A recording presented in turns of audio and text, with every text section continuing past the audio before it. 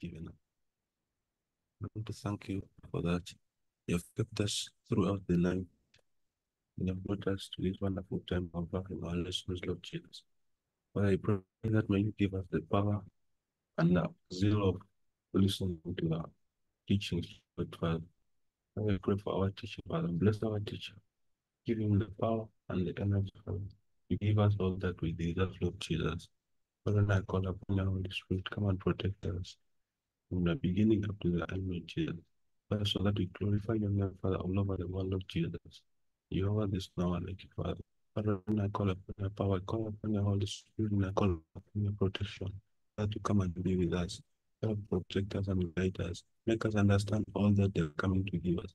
Father, I pray all this in the name of the Father, the Son, and the Holy Spirit. Amen. Amen. Thank you so much for the word of prayer, Mike. We are going to start. I think it is exactly 5. And for this week, I promise that we shall always be starting at exactly 5. We shall not be waiting for anyone for us to start. So still today we are going to look at our topic of geometry and measures. And this topic here, I told you it is a bit wide, but it has a lot of applications. So today our focus is going to be on certain parts because we say that this topic has quite a number of topics to cover. So this topic, like I told you, we are going to look today at business math. We are going to look at business math, but still in business math, we are going to be able, it depends on the question. You may find that some questions are combining some element of bearings. You'll find that some questions are going to go on and combining the elements of length and properties, elements of dimensions, elements of solids, volumes, and areas. So it depends on the question, meaning that business math can cut across depending on the scenario you are dealing with. So that is what we are going to mainly look at in our session today. However, as we start this topic or this area 1, you need to know that it is always very important. Some of the to-dos. 1, always write your formula. You have noticed that when it comes to business math, there are some standard formulas that we must know. So when you are making your calculations, take an example. They have asked you to calculate for profits. Do not just go on and subtract. Show how are you reaching there. Say now that profit is obtained by maybe saying the sales minus the costs. In case it is a loss, you say that so a loss is equal to the costs minus the sales. In case it is this, then you do like that. So you make sure that you write your formula clearly. Then include the units. Always look at the question. Is the question written in UGX? Is it written in shillings? So check out which units have been used and then make sure you use those particular units. In case the question is in dollars, in case it is in maybe shillings, please you take note of what units have they used in the formula. Then sometimes you may need to make assumptions for certain questions in order for you to do them. So always try to make those assumptions when you are making your calculation.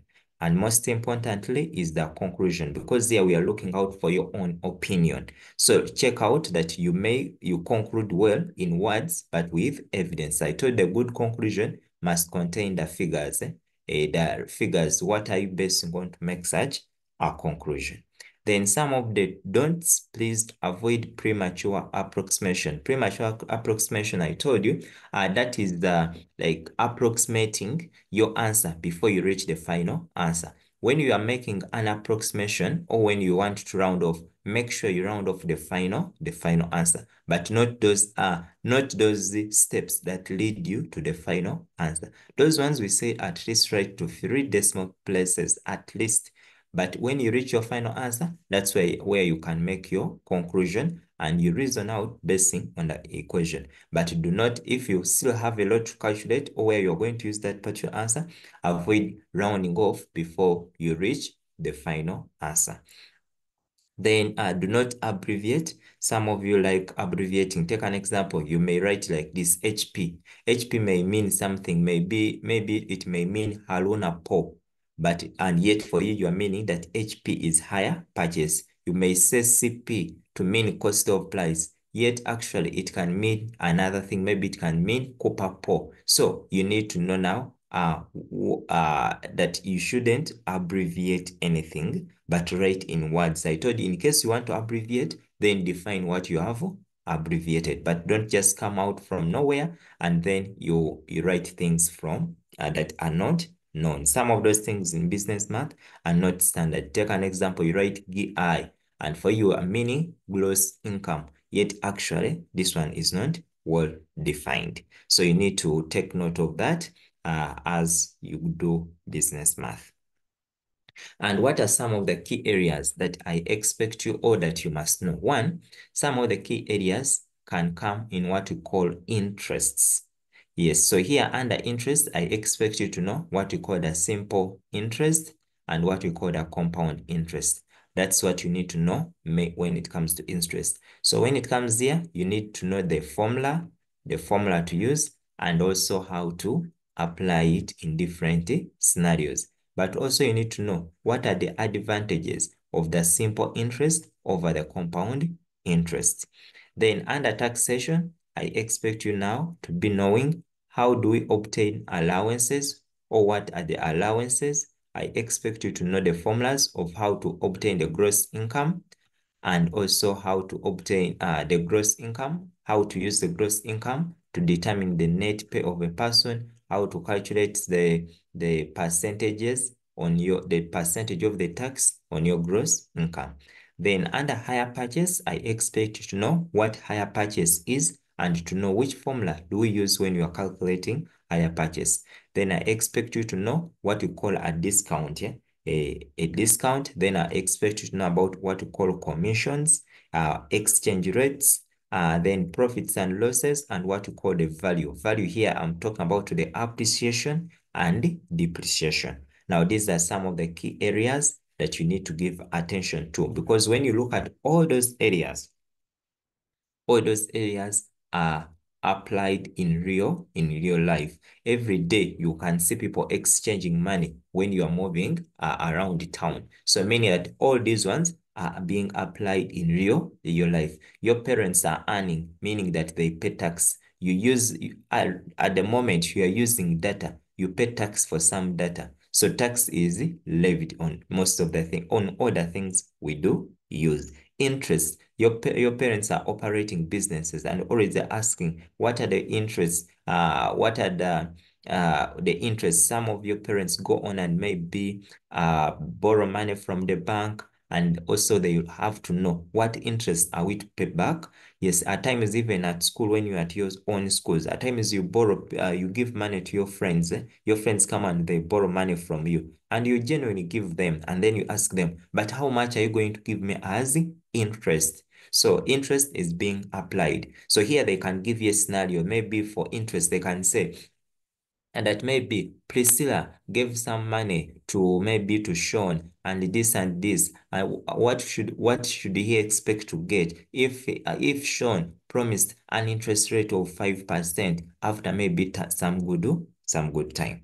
So that one you need to know. Then when it comes to discount, some of you have gone to shops mainly during December's that season, and you notice that during that time, always the supermarkets, because they want to make more sales, they reduce on the price of their commodities.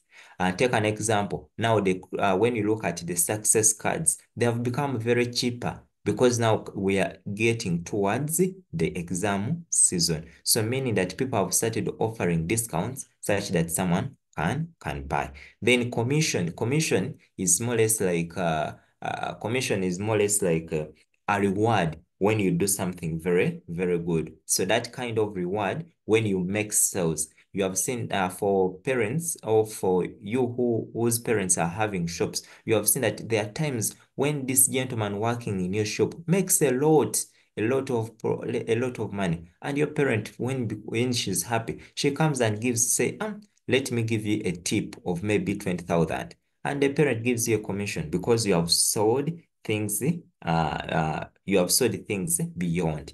Then exchange rates, that one is mainly money. Many of you move out of the country in and out. And whenever you're going to a foreign country, you'll find yourself that you need to exchange the Ugandan money to maybe the dollars, euros, and the rest of that. But also, we have what we call profits and losses. For any business we are doing, we always expect either to have a profit or to have a loss or to die a natural death. So what happens? So profits are always expected, but I want to remind you that when you are looking for profits for any business, you need always to take time. Then value. We have seen that there are certain things you do that will depreciate over time or will increase in value over time. When you buy a car, you'll find out that in 99% of the cars will always depreciate in value. You have bought it at 25 million now. After maybe 2 years, you'll find that you can only sell it at 20 million.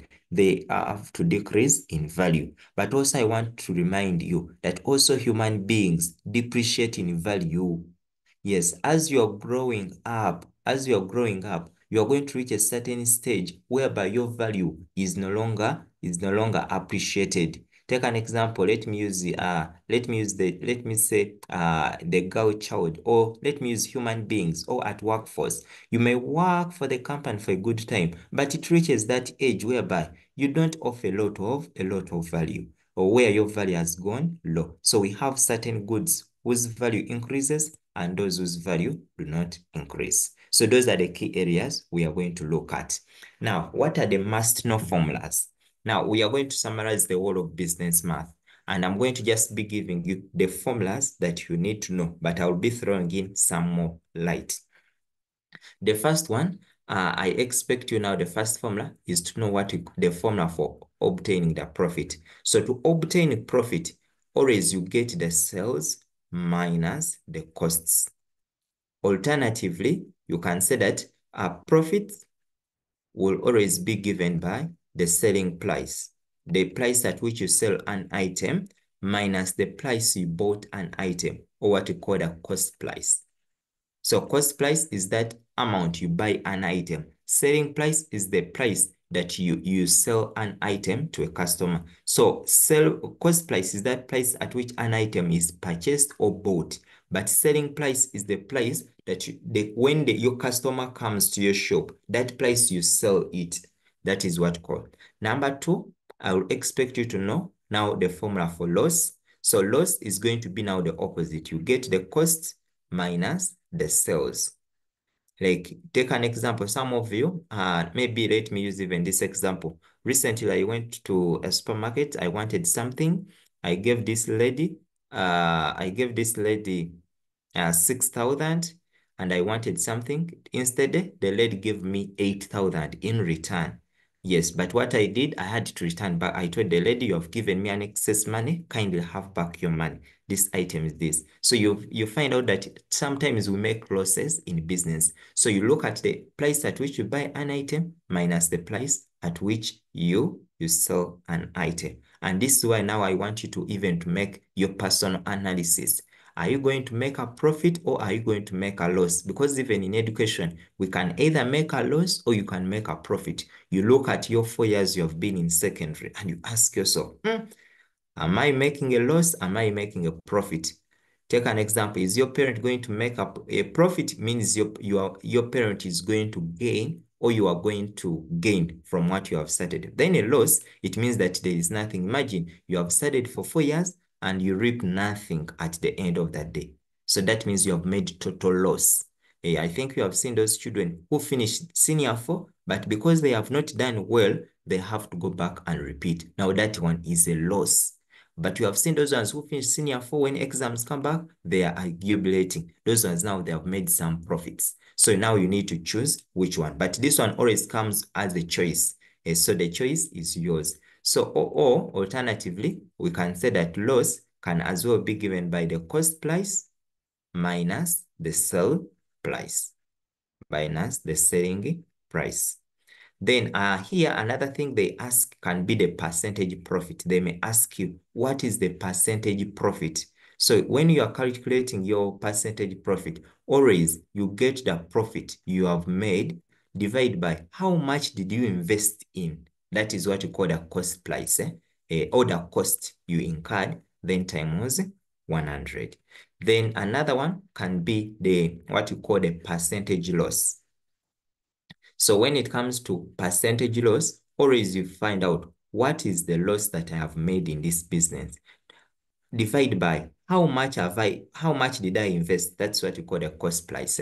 Then times what we call 100. That is the percentage. Take an example, like I've told that education, you can either make a profit or you can make a loss. When you pass high, we can say that there was some value added onto you. When you do not make it, then we say, there was no value. So there is a loss. So what loss do you make? So cost price is that amount you put into the amount that you are going to put into buying something.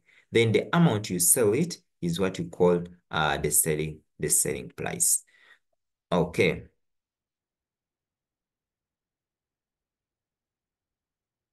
Yes. Okay.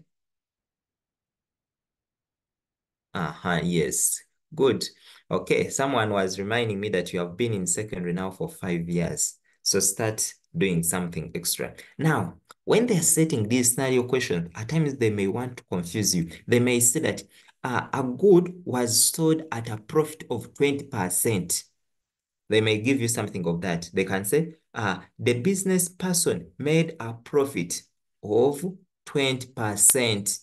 What does it mean? So when they tell that a profit of 20%, it means that the selling price is going to be now, since it is a profit, it means that the percentage increases. So this means that its selling price is going to be 120% of the cost price. So when you find such a statement, they can say that Kaziba made a profit of 20% in the business. Then they ask you, then they may set something there and ask you, how much do you think is sold the product? So now there you need to know, how do you obtain it? Now, for such a case, it means that in order for you to get the selling price, you'll always say 120 out of the 100, then times the cost of the product. That one is very important. At times, they can tell you that he made a loss of maybe, let me say, a loss of 30%. So this one means that you are going to, that the selling price of that particular commodity, the selling price, a loss we subtract, a profit we add. So you just get 100 minus 30. So that one will give you 100 minus 30 will give you 70%. Mean that the selling price is going to be 70% of the cost price. So that one is very important. More so when you find that those such statement mean that in order for you to get the selling price, you are going to say 70 out of 100 times the cost price. That is when it comes to a loss. So those formulas are going to be very important whenever it comes to these scenario questions. Okay, now which other formulas are important? One, now, like I've told you, you need to know about what we call a discount. Now, when it comes to a discount is like a reduction when in the selling price of an item. However, this one always depends on the seasons. In good season, you'll find sometimes in good season, you'll find that things are really very cheap. They have reduced for you. Like I'm saying, I've told you that the season we are going in, the success cards are going to be very, very cheap. Why? Because very many people want to wish others a good examination period. So discount is just a reduction. They reduce for you. Even you have seen that even when you perform very well at school, sometimes you find a good school will reduce for you the price. You say, this child has been consistent. This child has been putting in a lot of efforts. Let us reduce for her some school fees. So they make a reduction in the amount of fees you have been paying. Take an example. In case you have been paying your 100,000 as your fees, you'll find that if you have been consistent in the performance, there is this time pay 50,000 as your fees. Yes, so that one is really very possible. So in order for you, when it comes to a discount, please do not forget that to get the discount, always you get that kind you get the price at which you have the price that was supposed to be the price for which an item was supposed to be sold, or what we call the original price minus the price at which you are buying the item. So in simple terms, discount is equal to the original price, or what we call the original price of the item minus the sell, or what we call the selling what? The selling price, the price at which you buy an item. In case, so you get that original price, the item was supposed to be sold, minus the selling price. And in case it is in discount, then it means that you will say that percentage discount will equal to the discount out of the original price of an item, then times the 100. That's what we call the discount. Yes, Kikeire. Teacher, I was wondering if you're getting discount, aren't you getting like the selling price minus original price, not the other way around? When you are getting, For discount, isn't it selling price minus the original price because you're getting the new price minus the old price to see that to calculate the discount? so you are saying a discount, you are saying you are getting, When you're getting discount, don't you get the new price minus the original price? no, like a discount is like a Mm. reduction, Mm. what they have reduced for you. Take an example. Yes. You may go in the shop, you find that initially the calc was 50,000. Oh, And now during Christmas, you find that its new price or the price, maybe they have reduced for you, and now it is 30,000. So how much have they reduced for you? oh, 20,000. 20,000. So how did you get Yes. 20,000? The selling price minus the original price minus the selling price. Yes. So when you do Oh. the other way around, you'll find that Mm. I think when you do the other way around, you'll be getting what? A negative, eh? Negative. Yes. So a Oh, selling price is always less than okay. Thank you, whenever teacher. they offer discount. Okay. Then another thing here they can talk about. So whenever they tell you that they have given you a discount, always expect that the price at which you're going to buy that item is always less than the original price. Yes, Jackie. Yeah, good morning, sir. Yes, good For me, I morning. would like to understand whether it is allowed to use abbreviation. For Oh, example, no, selling price and buying price. yeah, I've said it initially that we are not allowed. Eh, Okay, yeah. thank you. If I use them here, I've already told you about it. So for you writing words, and then after writing words, like I showed you how we can do it. I told you you can just say selling price, you define it. That is, I'm Mm, defining it as SP. Okay. Then another okay, thing, okay. Then another thing we can talk about is what we call commission. Now, when they talk about commission, I've told that commission is like a reward for selling things, like or for a selling agent. I think those who stay in villages, you might have seen those gentlemen who keep on moving in from home to home, holding maybe buckets, chairs, and the rest of that. Those ones we call them selling agents. So they move, they tell them that, you know what, we are going to give you a bucket or this chair. Many I see them with chairs, bags, shoes, and the rest. They tell them that this chair is at 20,000, but it is up to you to do what? To sell. Then you find that this person is going to go move in town, but he has to look for his own commission. So what he does, instead of selling it at 20, he will charge you maybe 20, 25. Then when it comes to shops, you may also find that they can even give you a condition. They say that if today you sell goods worth the 1 million, I'll give you 20,000 at the end of that day. So that is more or less like a commission. Yes. So that one you need to be even solars. Yes, yes. I've seen even those people of solar. Yes, you find them that always they reduce for you. They sell even mobile money operators. Very good. Yeah, that is very good. So those people are doing the same for MTN. So those things of commission, they give you a reward. They say, This, you deserve it. You deserve it. Then, so now those are the basics ones. Now, all those ones I've talked about, those are the, then the last one, maybe when it comes to senior one, is what you call the simple, or what, okay, let me first stop there. But those are the very common ones you need to know. Even when you're going to be operating your business, I know in the future, some of you may want to set up businesses. These are some of the things you may look at. If you want to motivate your workers, such that they don't cheat you, you need to give them a commission. Even when a given season comes in, you must give your people a discount. Yes, so for you need to know that now I'm going into a business. What should I do that to motivate my workers? You have seen people complain that my workers are stealing my things and the rest. It is because they lack that kind of motivation. They have what you call negative motivation. They work when you are around, but when you are not around, they don't work.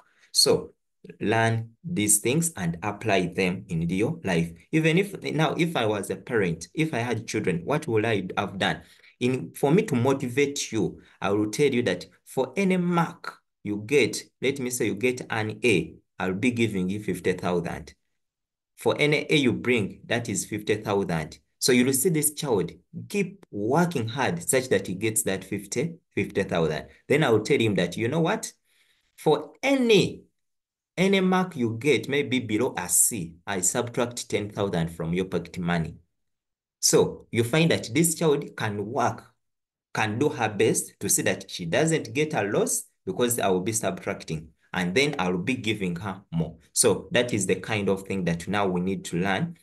Yes. Now, when it comes to a commission doesn't have like a standard formula. It doesn't have a standard formula that you must use this, you must use, but for it, you just need to apply depending on the situation. But probably I'm going to give you a situation whereby you apply. Now, commission mainly they use percentage. They may tell him that Skaziba, if you sell goods of maybe 100, maybe 1 million, we shall give you a 5% commission of the goods you sell. So mean that for this person, the amount is going to get, you shall say 5 out of 100 times the 1 million that the person has sold. Or is most times for the businesses, the commission is given in percentage of what you have sold. So to find out how much this person gets, you just get 5% of the 1 million. So you'll find that he's going to get something, he's going to get his 50,000. So it depends on the amount of the things he or she sells. So, but in most cases, they give it in percentages. They say, we shall give you 5%, we shall give you 20%, and the rest of that.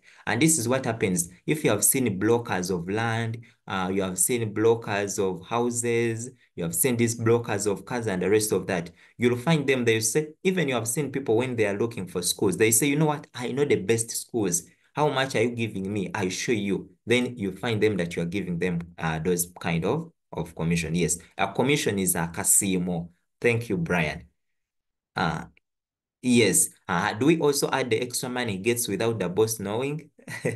Okay, now that one, that one we shall talk about it as integrity. That one now, like in business, integrity is very key. Integrity is very key. Even when you are working with anyone or you are doing anything, integrity is very key. So I know sometimes in business, those people can sell, they can get some extra money on their own without you knowing as a business person. Yes, but that one is also theirs. It's part of a bit of their commission thing, but that one is very okay.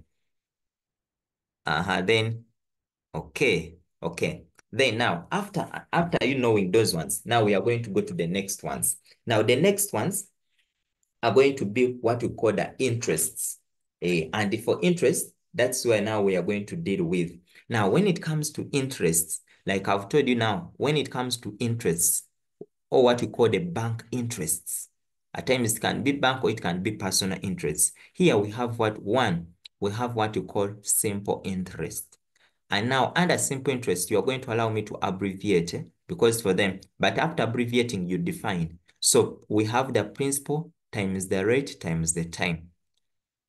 Now it depends on what you want. You can say out of 100, or you can just say PRT, whereby P is equal to your principal Then you have your R, which is the rate, and then you have T as your time. In case here for PRT, when you just write PRT, it means that your rate always give it in percentages. Then T is the number of years, or it is time.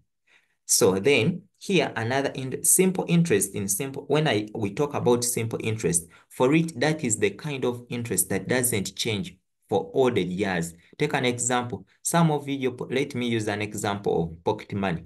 Some of you have been receiving the same pocket money from senior 1 up to senior 4. Your parents started by giving you 50,000. It is what she has been giving you throughout. It has never changed. Term in, term out. Now, that one that is how simple interest also operates. That for it, from year 1, year 2, year 3, year 4, year 5, it is the same interest you are getting. It does not change. So simple interest doesn't change over years. It remains the same. What you have received in the first year is what you will get in the second year, what you will get in the third year, and the rest of that. In case this is about getting money from a bank, the bank will give you their money and they will tell you, you are going to be giving us an interest of maybe 20,000 every year. So that is the amount you are going to pay every year, every year, every year. However, when it comes to we have what we call compound interest. Now, when it comes to a compound interest, for it changes from year in, year out. Now, if you have had this situation whereby in senior 1, term 1, in senior 1, your parent gave you 50,000. When you matured a bit, senior 2, the parent increased the pocket money. He gave you 80. When you reach senior 3, he said, my child has grown up. Let me give him 100. When you reach senior 4 now, he said, the candidate needs to eat a lot because now their brains are really working. The candidate needs to be very good at school without any worry. Let me give him 200,000 as pocket money. So you're noticing that year 1, the money was 50. Year 2, the money increased. So like that, like that. So that is compound interest. It keeps on compounding. So also when it comes to compound interest, it keeps on changing from year 1, year 2, year 3, year 4. So the more the years, the more interests you are going to be paying. So simple interest keeps on increasing. Compound interest keeps on increasing from year in, year out. In other words, for compound interest, interest is earned on both the principal and on the interest. So for it, it's given by the principal into 1 plus the rate out of 100, then all of it per n. Since always we are looking for the excellent mark, after writing your formula, put for us what does P stand for? It stands for principal. What does R stands for? It stands for rate. What does N stand for? It stands for the time period or the number of years. Then you'll be very, very good. And now if you are going into business, those people who want to get money, if you're going into business, whenever someone approaches you, for him, he asks you, which kind of interest are you offering? Then for you tell him, for me, I'm offering only compound interest. Then that is when you'll get a lot of money. And that's how the banks are getting their money. Yes, that's how the banks are getting their money. Why? Because for them, what they say, for us, we are giving compound interest. That's why you find very many people making losses because they go to the banks and now like for you as a student, whenever you go and maybe you want to get a loan in the future and they give you those documents. And because they know that human beings don't want to read, most so in Africa, what they do, they hide that information on those last pages. For you, since you are interested in money, you'll only peruse through the first page and you'll not see the condition that we are going to be offering you a compound interest. And for you, after 5 years, coming back, you find that the money has accumulated and you ask yourself how, but because you didn't see it. Yeah, so that's why it is always very important to read in details everything. Yes. Okay. What does interest on loan actually mean? Interest on loan, it means that because this money you have borrowed from the bank doesn't make losses. You are going to be using their money so that you must pay something in extra. Let me say you have got a loan of 50 million from the bank. This is the amount you have got. Now, let me use a student. You have got money. You have gone and you have told Jackie, you know what? Jackie, I'm on ground. Kindly give me some money. I'm dying. Then Jackie says, okay, being my friend, let me give you my 10,000. Then Jackie will say, but how much will you give me back? Then you say, okay, when mommy comes on VD, I'll give you some extra amount. I'll give you maybe 15,000. So here, the amount, the interest that you are going to get is going to be 5,000. So even the same thing happens. You have got a loan of 10,000, but you are paying back in excess of 5,000. So this 5,000 is what we call the interest on the loan. So that is the interest on the loan. Okay, let me first pick one hand. Jackie and Gigi. Okay. Sir, is it allowed for us to use formula or else we cannot use formula? Because sometimes our teacher used to deny us to use the formula when calculating compound interest. Oh, now it depends. It depends on the question, but the formula is very okay. The formula is very okay.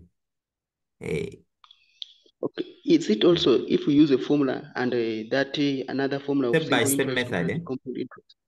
Are we Yes. going to get the same marks or we Yeah, get you are little going, marks than that? yes, you are going to get the same marks. You get the same marks. The only thing, like I've told you, that someone who uses a step-by-step method, if he makes a mistake at one point, he can get some marks on the previous steps. That's what your teacher was looking at. That if you get the first one correct and maybe you make a mistake, but someone who has used the formula, for him or her has surrendered herself completely. That any mistake he makes, everything will be wrong. Yet for you, for a step by step, you still have those opportunities of at least getting a 1 or 2 marks. Okay, now according to you, what advice can you give us? What should we use? Either the formula or that step-by-step method? Now, if the years are more than 2, or 3, okay, let me say if the years are more than 3, then I would advise you use a formula. If the years are few, then you can use a step-by-step method. Okay. Yeah. Yeah, because if they are Thank you. 5 years, 10 years, you'll find yourself you're going to waste a lot of time. Okay. Yes, Gigi, Okay, good morning, sir. good morning.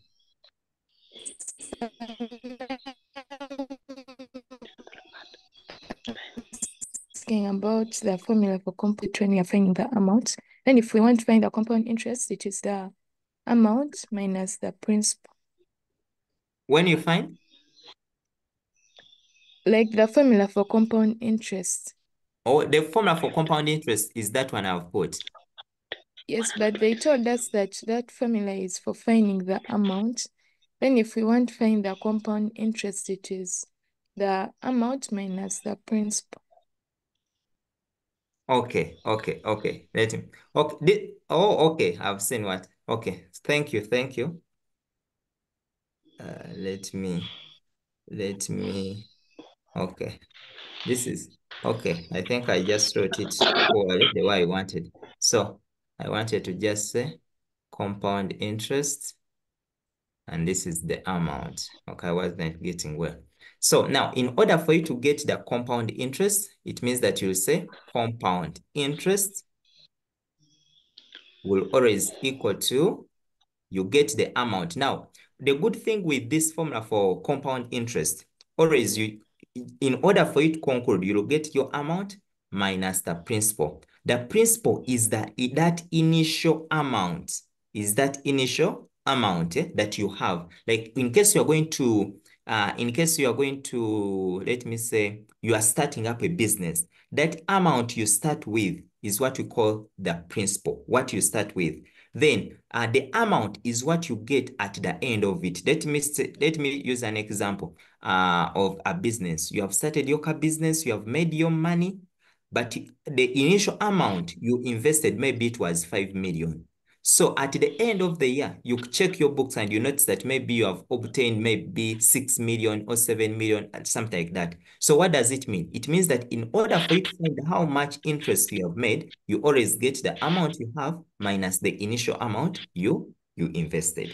So that one should be very, very okay. So that is how we calculate for amount. So for principal, when it comes to it, please, this is the formula. Amount is principal. But you may not need to, let me say, you may not need to, those who know the step-by-step method, I've said it is also a good one. Why? If it comes to, when the number of years are very few, it is very okay for you to use. But if you find the years are 10, 15, please do not waste time. So that's why it is always very important for you to know both of them.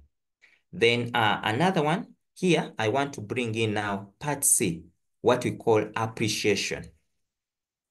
Appreciation. Now, appreciation is the increase in value of an asset over time. We have assets that increase in value over time. Take an example. Okay, let me use land. When you have your land, you may buy it now at maybe 5 million. When you use it productively, after 15 years, you'll find that its value has increased. Take an example, you can look at even human beings. We have seen human beings who increase in value. Even we have cars the cars that increase in value, but those are, you have seen an old car of which people have kept for some good time, and someone will tell you that car I bought it at 5 million, but if you want to take it, I'm giving it at 20 million.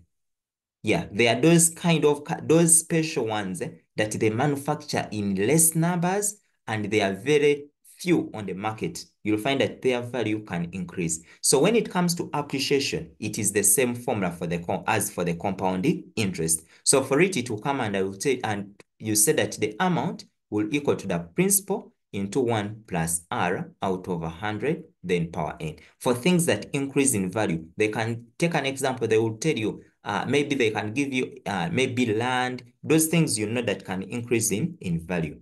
Then we have what you call depreciation. Depreciation, those are items or assets whose value decreases with time, whereby you find that today it is this amount after some time. So for that one, to obtain its amount at which at which it has decreased, it means that you get 1 minus r out of 100, then all of it power n. So something that decreases in value, we use a minus. Something that increases in value, we use a plus.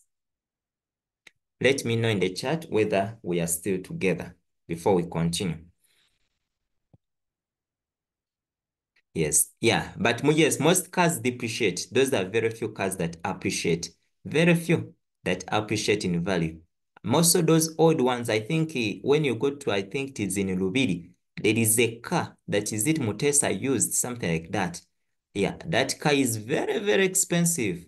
Very, very expensive if you want to take it out from that point. So those ones are mainly even found in those in those areas.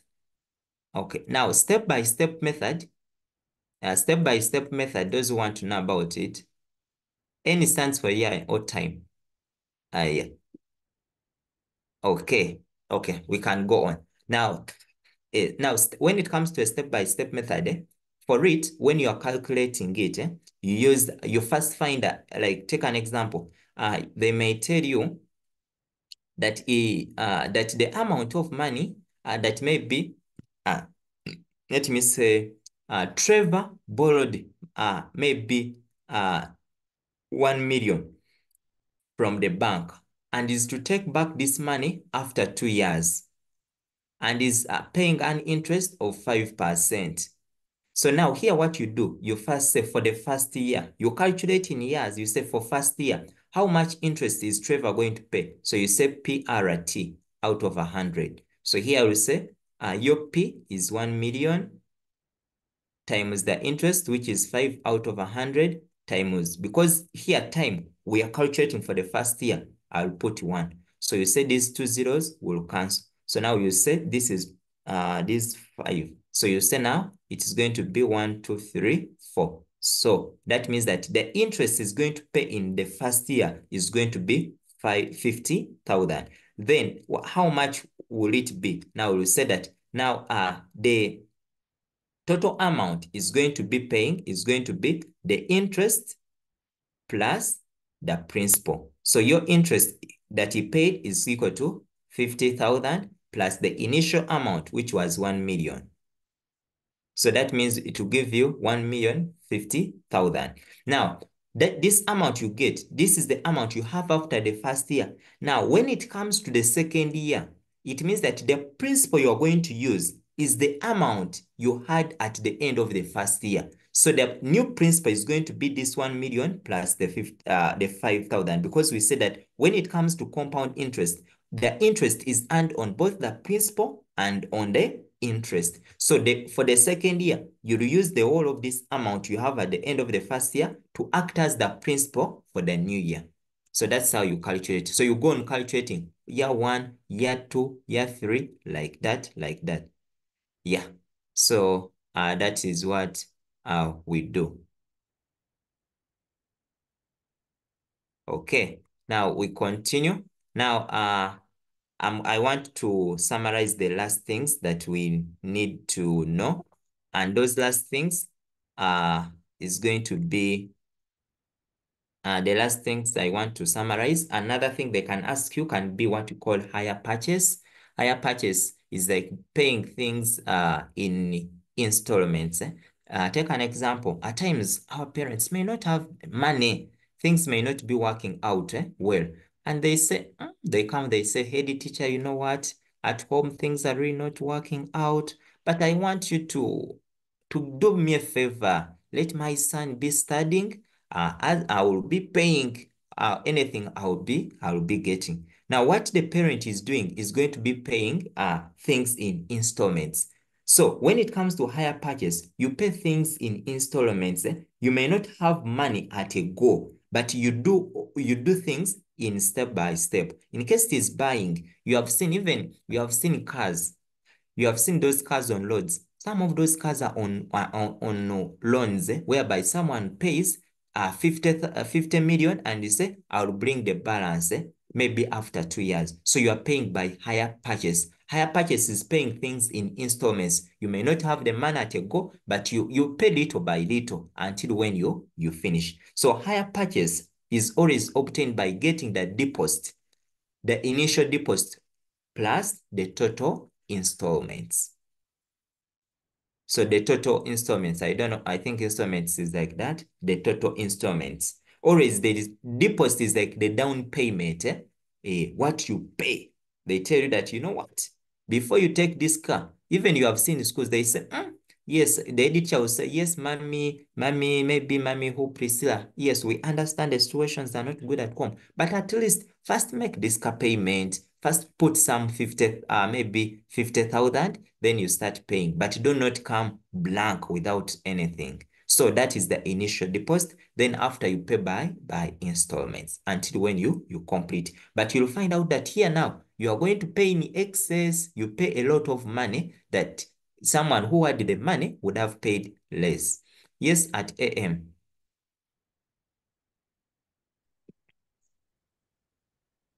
AM.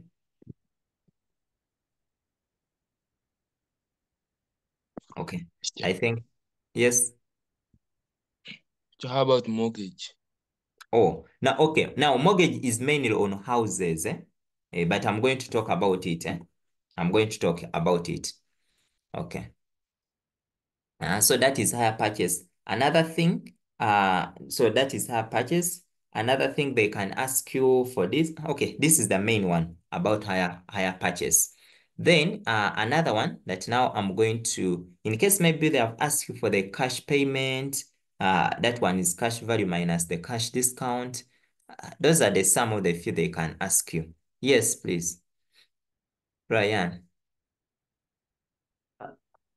Teacher, good morning, good teacher. morning.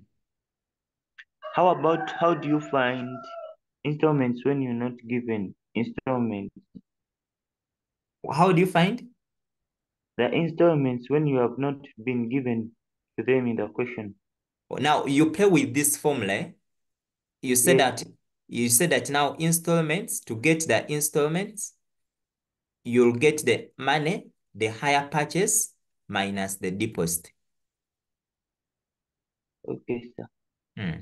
Then Thank you. when they talk about mortgages are mainly loans that are used to buy homes and other real estates. Now that language is mainly used when it comes to homes, buying homes, and always when it comes to real estates. Those are what we call the loans. Yeah. So those are what we call the mortgages. But also it depends that some are always can be fixed, others can be adjustable. Yes. So but mortgages are just loans that are used to buy homes and other real estates. And it is very common mainly, it is not so common in Uganda, but when you go to those developed countries, you'll find it's very common. So now what happens that when it comes like to a mortgage, they can give a loan to a lender to or they give a loan to someone such that this person can finance to purchase a given property.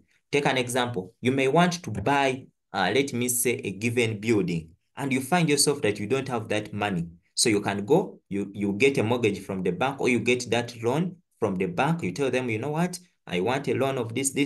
What are you going, then the bank will ask, what are you going to do? I want to buy this building such that I set up the business, then I will pay back. So that is the kind of what you call a mortgage. But for it is mainly when you are buying houses, when you are dealing with real estates. Even you have seen those businessmen you are seeing in town in Kampala, they use their mortgages. They go to the bank, they tell, you know what, in fact, let us use the church house.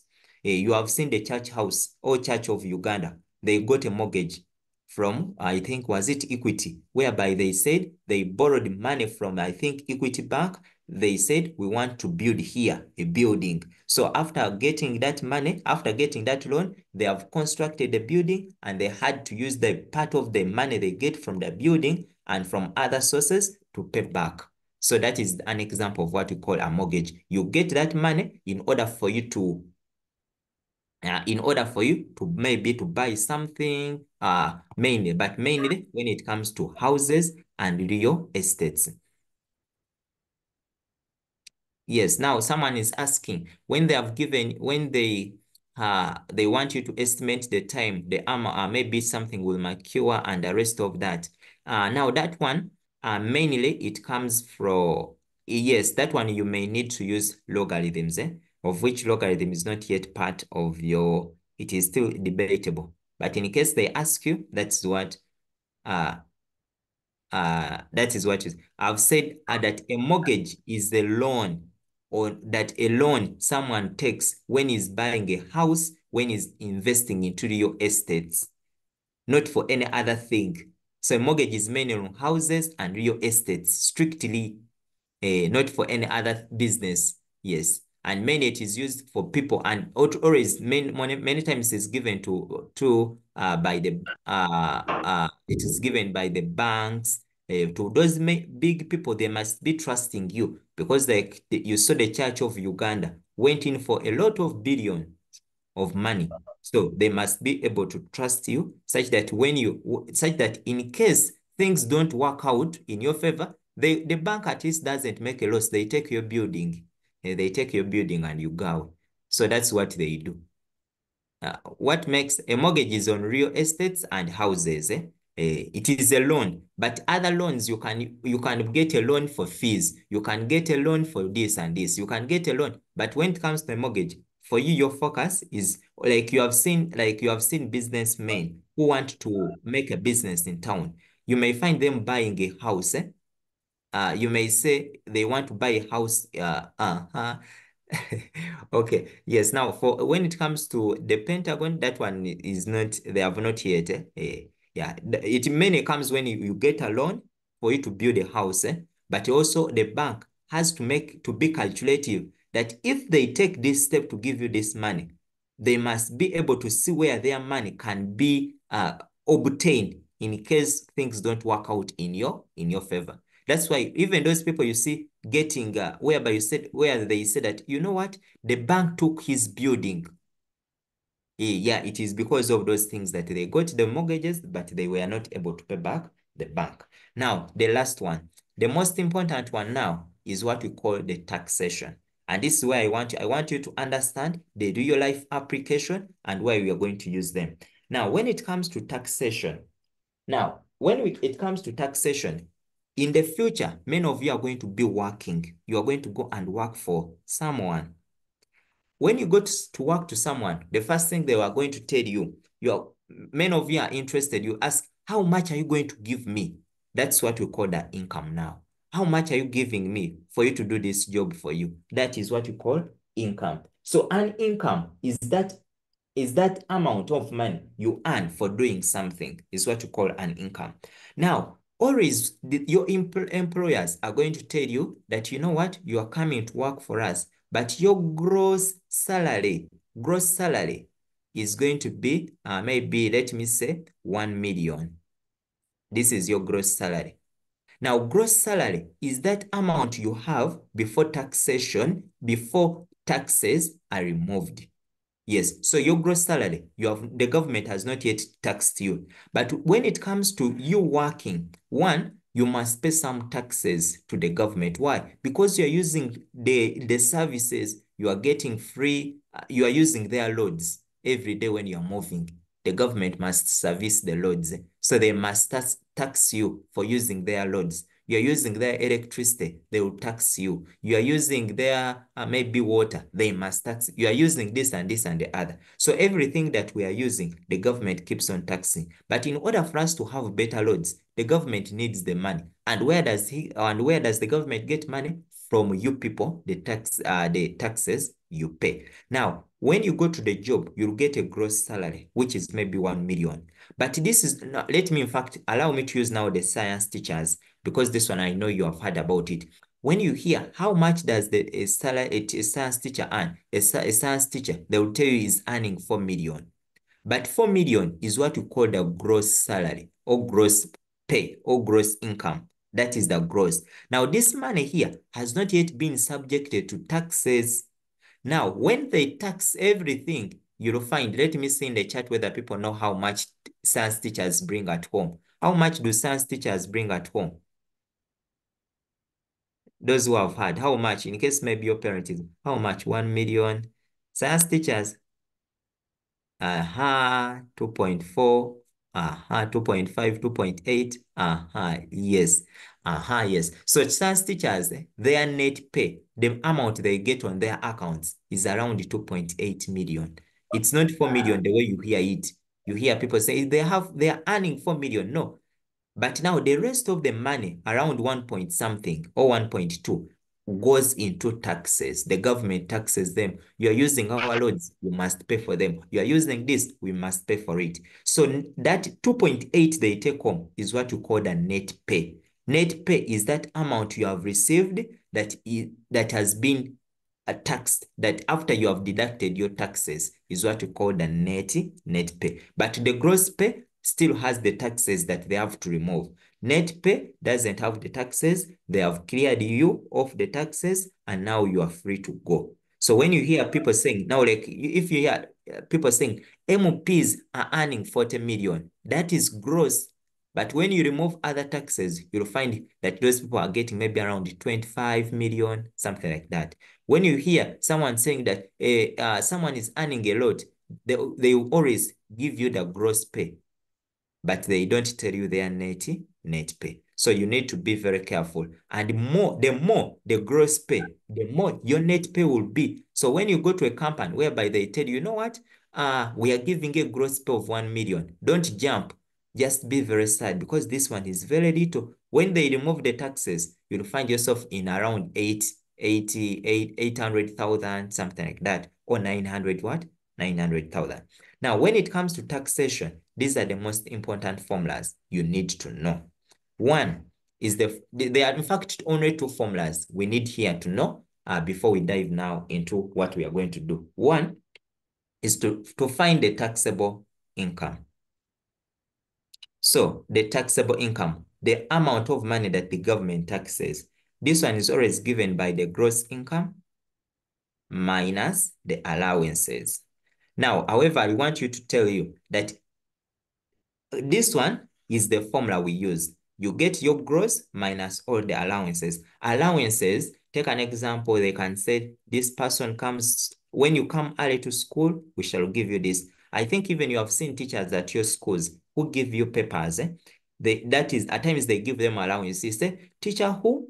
This teacher of math is giving us papers every day, and the administration will say, this teacher is very good. They are giving you papers. For any paper they are going to be giving you, we shall be giving them some 50,000. Any paper administered, 50,000. Any paper administered. So you will find this teacher is giving you very many papers because he wants to get more allowances. So allowances is more or less like an appreciation, is more or less like that amount of money they give you in appreciation of the services you are rendering. Then the second formula that is going to be very important is what we call the net income. When it comes to net income, this is like the net pay, the amount you take home. Always we get your gross income, then minus your income tax. Yes, that is very important. And when it comes to allowances, that money is not taxed.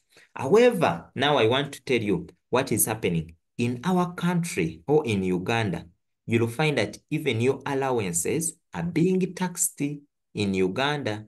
Yeah, but in other countries, allowances are never taxed. But what is happening currently in Uganda with URA, they always tax the allowances. But in other countries, they don't tax your allowances. But since we are training you to be global children or international students, that's why we show you the right thing. But if you find that in Uganda, your allowances are taxed, that is really very, very sad. Yeah.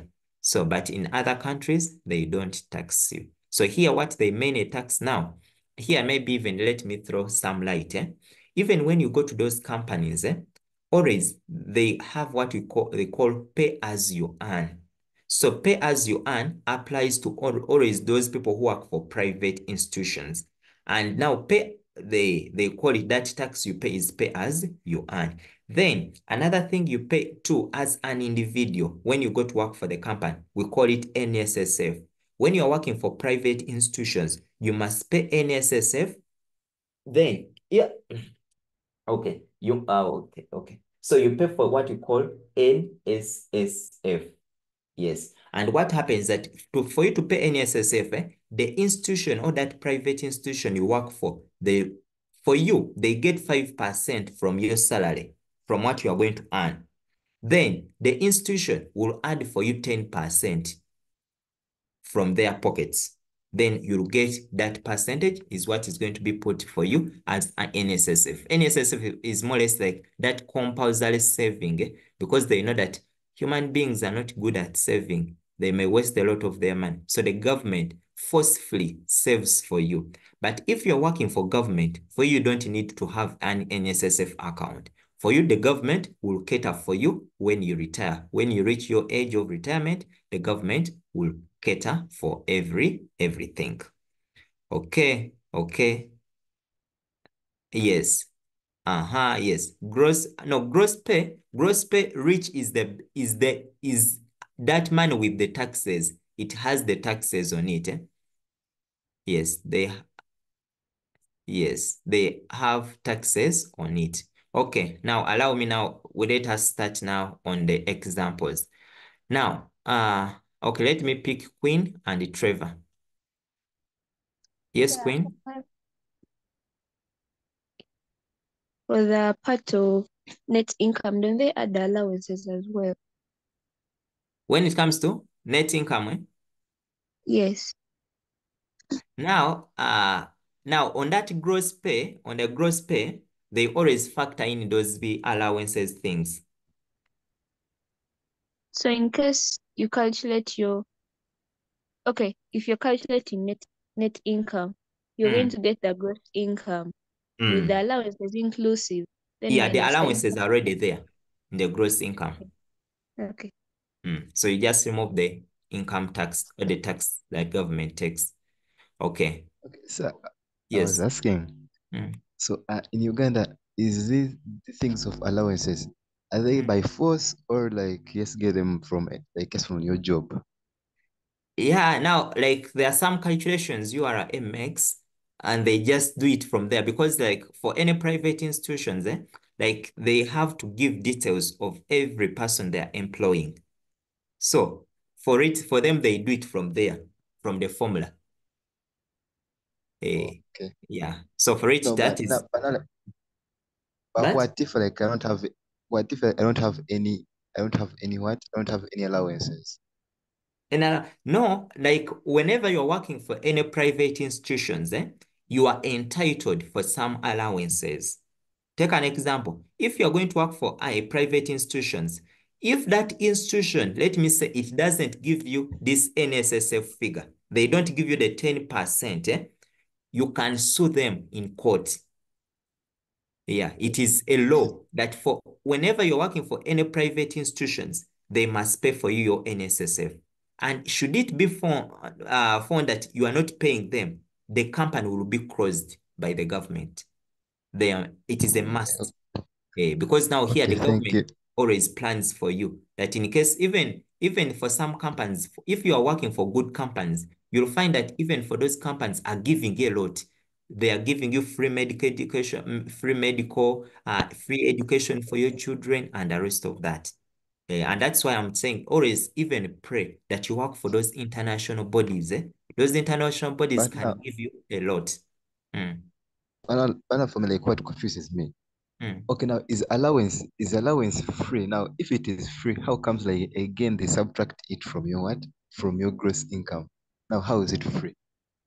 The allowance. Now, it is like the government wants to collect more taxes from people. Like you will find out that in the future, that in order for you to get like to have power over people, you need to have low money circulation in the economy.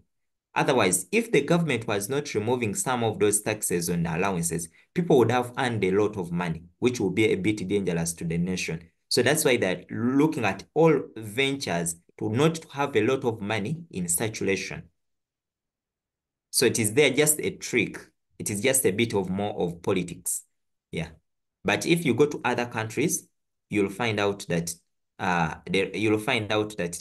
things are done differently.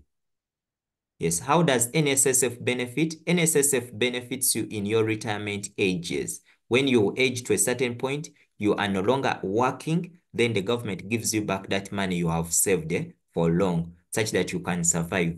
Yeah. Okay. I think we can now start. Now, the last one I want you to take note is when it comes to allowances. Sometimes, take an example, if you're working for those big institutions, you're going to find out that for those big institutions, they are going to be giving you allowances. Take an example, if you are working for American Embassy, you are working for UN, you are working for this, they say that for when we are going to be paying fees for your children, but only we shall cater for only 2 children. In case you have 10, for us, we are only paying for 2 children.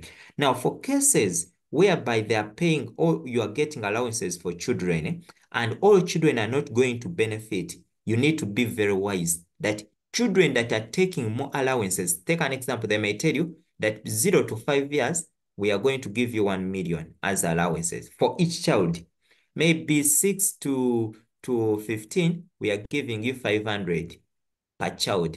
And maybe 9 children between 9 to maybe 20, we are giving you 100.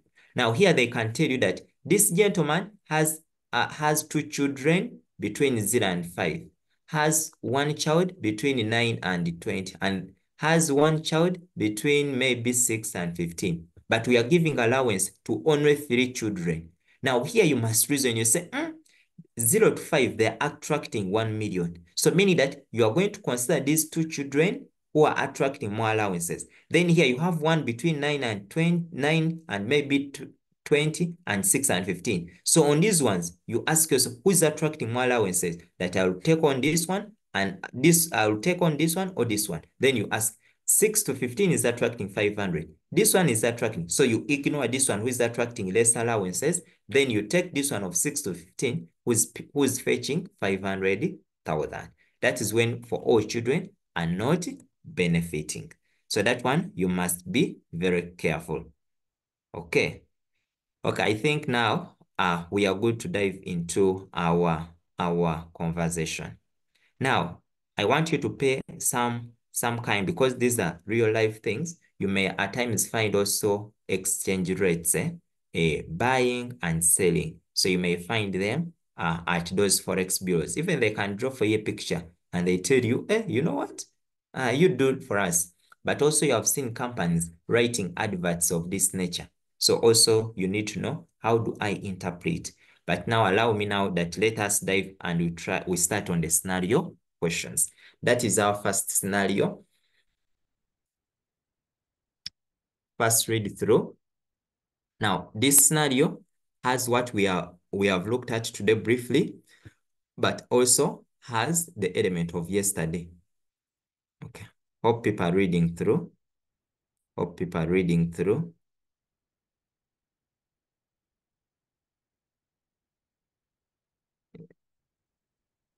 No, net income, Angel. Angel, net income is what you get. Net income is what you take home, is your take home. So it is gross minus the taxes you pay to the government. Matthew, what? Yeah.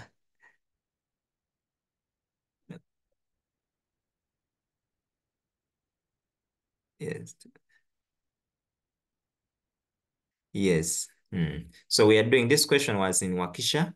So it's what I wanted us to start to relate it to what we did yesterday, but also factor in what we have looked at today. So hope people have finished to read through. Now they are telling us that your uncle has a bathroom with 3 walls. I don't know whether you have noticed that the bathrooms we have 3 walls. Some, much as some of you, the ones we have at school, the ones you see at your schools, I think they have 3 walls. And now I noticed that they look like this. It depends on where you stay. Yeah, they have this wall here, this one here, and this one. Then they have down here.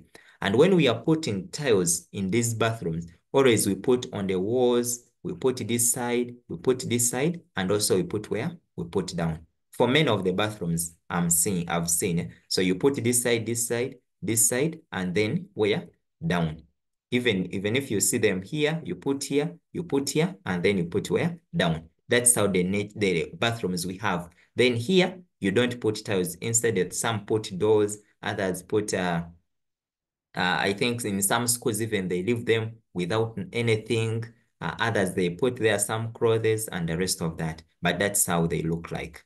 Now, what does it mean? Now, when you look at this particular question, I want you always make a sketch. They're saying that your uncle has a bathroom with 3 walls and a floor that he wishes to tile. So I'll have to come, I'll make a simple sketch. This is my simple sketch of my bathroom. Now, after coming up with a sketch for the bathroom, it's going to be like this. This is my bathroom. They are telling you that the person who wishes to do this work has given him the quotation. Quotation is like, when they talk about quoting in business world is like how much you need for that work to be done. The total amount, everything, the requirements for that amount of work to be done. Each box of tiles covers this space.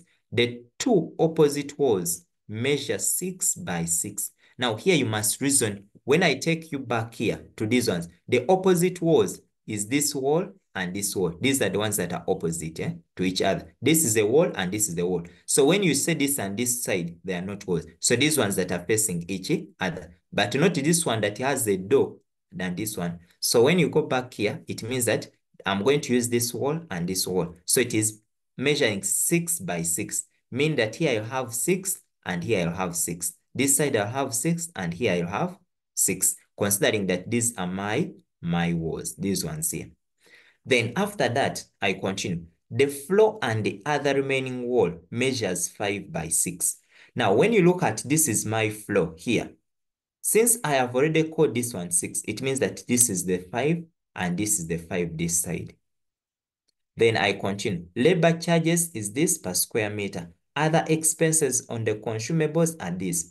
Then help your uncle to find out how much money to borrow and how much to pay back to his siblings. Now, the first thing you need to know now, you're going to ask yourself, because here we are looking at construction, you're going to ask yourself that how many tiles, how many boxes of tiles shall we need for this work? That is the most important thing. But in order for you to know how many tiles to use, then you need to know the area that is going to be worked on. So the area to be worked on is what is going to be helping you. So I'm going to start, I told you always define, you say, now I'll say area of the floor.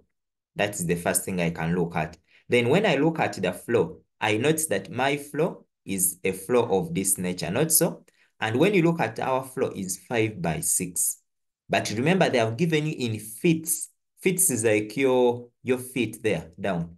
So mean that to get its area, I'll say that area will equal to length times width, which is going to give me 5 times 6. And this one is going to give me 30 feet squared. Now, after finding the area, I have these opposite walls. So I'll say area of the opposite walls. Now, when you look at the opposite walls, you are noticing that they are in this nature, whereby you have 6, you have 6. I have 2 of them, so I will say 6 and 6. So we know that area is given by length times width, but these are squares because they are measuring. So I will say this will be 6 times 6 plus 6 times 6, which will give me 36 plus 36, which will give me a 72 feet squared. Then after, there is this one that is facing where maybe you can place your door. Then you say area of the remaining wall. So that one, you notice that it is of this nature, whereby you have 5, you have 6. So its area is given by length times width, which is 5 times 6, which is going to give you a 30 feet squared. Now, after finding that, you are going to ask yourself, now here, don't forget that up here, there is a ceiling. We don't put tiles in the ceiling. I've not seen where they put tiles, but maybe some of you may have them at home. Now, after that, I'm going to find out the total area to be tiled. So mean the total area is going to be the 30 plus the 30 plus the 72. Which answer do we get quickly? I've written 5 by 5. Where? Mosito, I'll let him up. You are looking 5 by 5. No, when you look at the floor is like this. Here there is 5, here there is 6. So this side and this side are the same. So here there is 5, also this side there is 6. Okay, 132. Okay, so now I'm going to come here and I say the total area to be tiled is equal to 30 plus 30 plus 72, which is going to give us 132 feet squared. Now, after finishing that, you are going to come and ask yourself, how many tiles, how many boxes shall we need? Now, when you read here, they're telling us each box of tiles covers a space of 1.5 square meters. Now, you look at the space they covered are given in meters, but you are asked, having here in feet, but they have given you that 1 feet is approximately 0.305 meters. So I'm going to come here and I say that my 1 feet is equivalent to 0.305 meters. But here I have feet squared. Then, in order for you to get feet squared, you say that I have to square this side, I have to square this side. So here I'll have 1 feet squared will equal to, now I'll come here. I say 0.305 times 0.305. So this one, now this is why I told you, don't avoid premature what? Yes. So here, when you press your calc, you are going to get your answer 0.093025 meters squared. That means that 1 feet squared is equal to this. Members, are we still together? Kindly let me know in chat. Are we still together? Can we continue? Are we on the same page? Okay. Yeah. Okay, good. Now, after that, that means we are going to convert our 32 feet squared. Now, I want you always, when you are converting, put the same units, the same side. If this side you have feet, put feet. If this side you have meters, that's where you put it. Now we have feet squared. So I will come and I say 132 feet squared. What is its equivalence in meters squared? That is your question. What is its equivalence? Mean that for this case, you just cross multiply. So meaning that our equivalence is going to be 132 times 0.09302.5.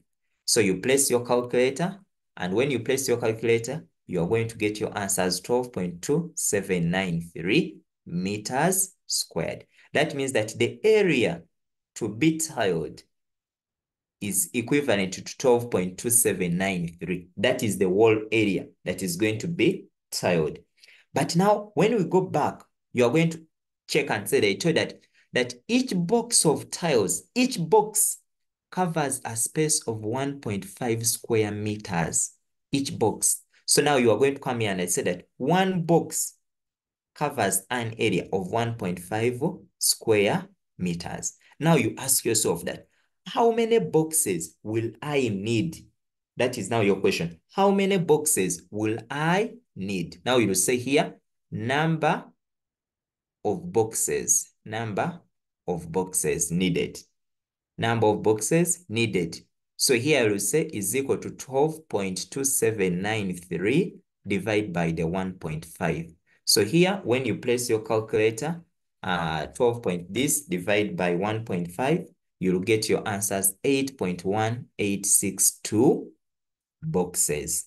Members, tell me what is going to be our conclusion on the number of boxes we need in the chat. Yes, thank you. Good. Now here we shall say that the needed number of boxes, I will say approximately 9 boxes. In shops, they cannot sell you the 0.1862. Then I will go back and ask myself, how much money is each box? Each box is 32,000. Then I will say amount or the cost. I can say cost of the boxes needed. So the cost is going to be the 9 boxes times the 32,000, which will give us Ugandan shillings. This is going to be 288,000. That is now the amount for the boxes. So that is the amount that this gentleman must have in order for him to be able to tile the house. Then you ask yourself, because here you are interested on the quotation amount of money. Now, when you come back, they are telling you here that labor charges 9,000 per square meter that is going to work on. Then you will come back and ask yourself, how many square meters did we have? That we had 12.2793. Not so? Then I'm going to say, well, how much would the labor take? As I will say, amount of money for labor. So here I will say, I'll have the 12.2793 times the 9,000 that it charges. So when you multiply 12.2793 times the 9,000, you'll end up with 110513.7. Now, members, tell me, what is going to be our conclusion on the amount of money we shall give the labor person? How did you get 0.305? Emmanuel, 0.305 is in the question. When you come here in the question, it is here. 1 feet is equivalent to 0.305. That's where we got it from. So now our conclusion, Master is saying that, okay. Yes. Now here, your conclusion, we can avoid having the points, the 0.7 as our money. So we shall say our shilling, it will be Ugandan shillings 110514. You can conclude like this. Now, I want you to take note, those people who receive money in the bank, if you check your bank statement, your bank can give you these points, can give you these figures of that nature. It is really very possible. More so if at all it's going to be by bank. Yeah. So for such cases, you round off to just 0 decimal place. Yes, Lokehiri. Teacher, so when you're getting the number of boxes, do you, since you've like gotten like a decimal number for like the meters squared, Can you just round it off to like one decimal place to know the number of boxes? Yeah, now like for the number of boxes, you reason out and you say, but can they sell for me a 0.1 box? So you approximate that instead of you bringing less boxes, you'd rather bring more boxes. Yeah, so that's why we round it up. Thank you, teacher. Okay. Simon?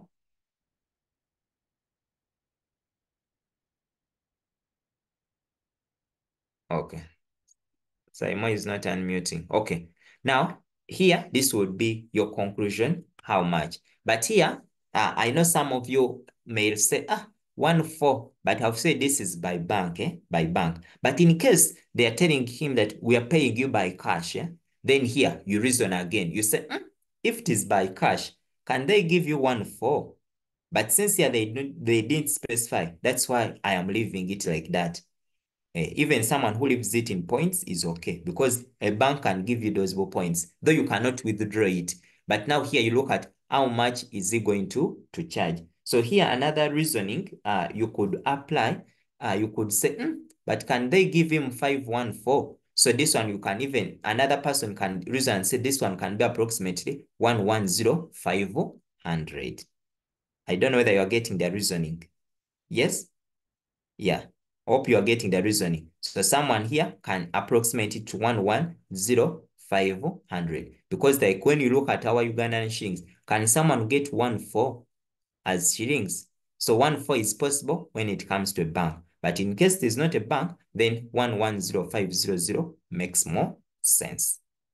I don't know whether we are clear on that. Let me know in the chat. Is that clear? How we reason? Yeah. Yeah.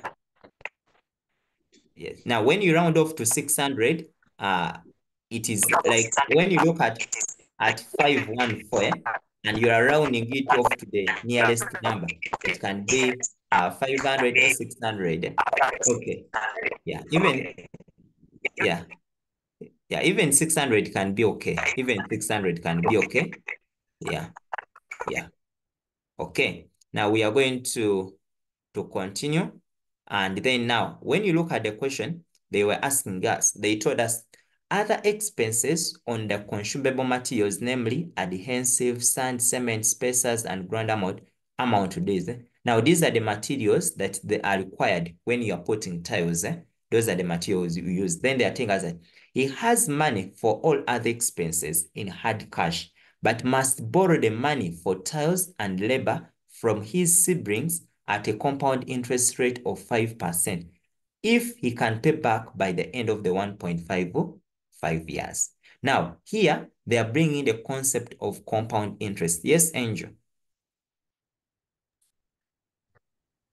So, teacher, this question, I was just trying to clarify something. In this question, we're only supposed to find two, we're not considering five. We are supposed to do what?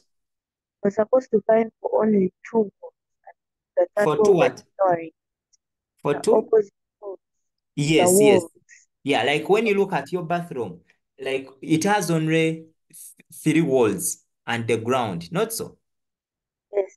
It doesn't have, like, there's this side where you enter from, They don't put tiles there where you enter from to enter into the bathroom. So that's why we didn't add that wall. Thank you. Okay. Okay. Now we are going to go now. But he has money for all other, but he had cash, but must borrow the money for tiles and labor. Money for tiles and labor.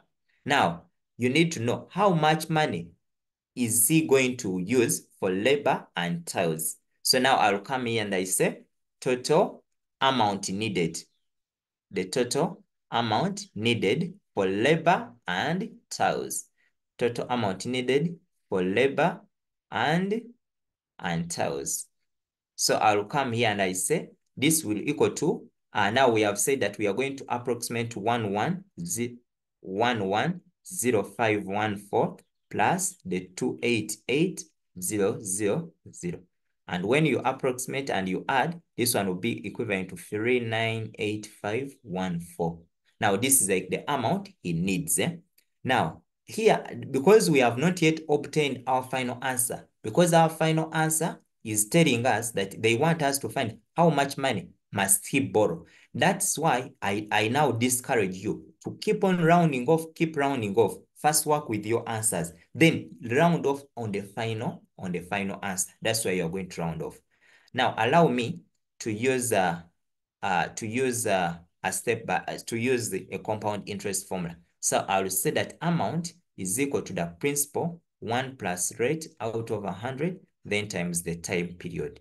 Now we have said that P is our principal. P is the initial amount you want to borrow, the loan you want to take from the bank. So for this case, it is this. Then your rate, they told us in the question, it was 5%. Then your N, the period is 1.5 years. Now, what does it mean? It means that now I'm going to say, I'm going to substitute, I'll have 398,514 into 1 plus 5 out of 100, then all of it 1.5.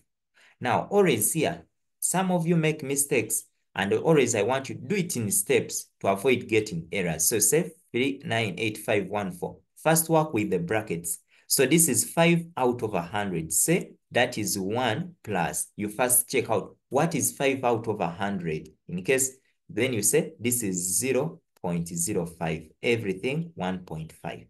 Then you continue. Do not jump. Don't jump steps, placing it at once in the calc. Because when you use the method, you must show all the steps. So add 1 plus this, what do you get? You'll find that you get 1.05 power 1.5. Then when you reach here, power this again. Say this is 398,514 times. What is 1.05 power 1.5? Then you notice that here you get your answers 1.0759298 something like that. Then now you come and say that now my amount that I need to borrow is going to be that times 398,514.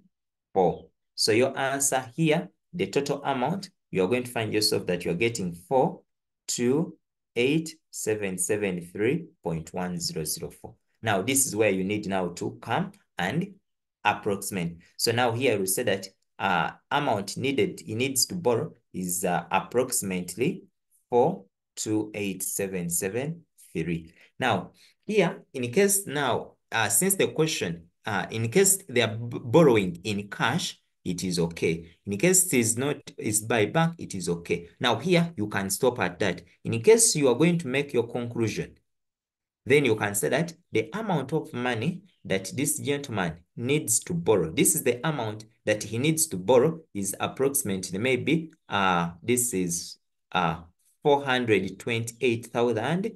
Maybe now here you can't say 700, because when you say 700, it means, will this person be able? So here you can say 428,800, because that is the amount we can obtain. But here, even still, someone, we know that we can have a 50 shillings, but here better you approximate it in that format. But here, have your conclusion like this. They'll mark you as long as you have that. But don't forget to conclude. So when you come back to the question they asked us, help your uncle to find how much money to borrow. So we have found how much the uncle needs to borrow. Our uncle will need to borrow which amount? The amount to borrow is this one. So I will say my uncle will need to borrow which amount? 398,000, maybe 600 shillings. Then how much will he, then this question asks us how much to pay back to his siblings. Now the amount to pay back is going to be this. Even they can add on another question. How much interest is he going to pay back in return? Then that means you get this amount minus the amount that he borrowed from the people. Yes. So those are some of the possible questions they can say. Then also, yes, Nish. Is it Nish? Good morning, sir. Yes, good morning. Master, how did you choose that 1.5? On the So calc? that you, yes. Oh, on the calc. Now look for, on the calc, look for this cat symbol. Are you seeing it somewhere on your code? Yes, I've Yes. seen it. So you do 1.05, place that thing 1.5. Have you got the answer? Yeah, thank you, sir. Okay. Another thing, sir. Hmm. Master, yesterday you say that you're going to send the other papers in the group, but you didn't. Okay, sorry about that. I think I was just caught up, but I'll send them today. Okay. All right. Yes. Let me hope. Members, are we on the same track? Can we continue to another number?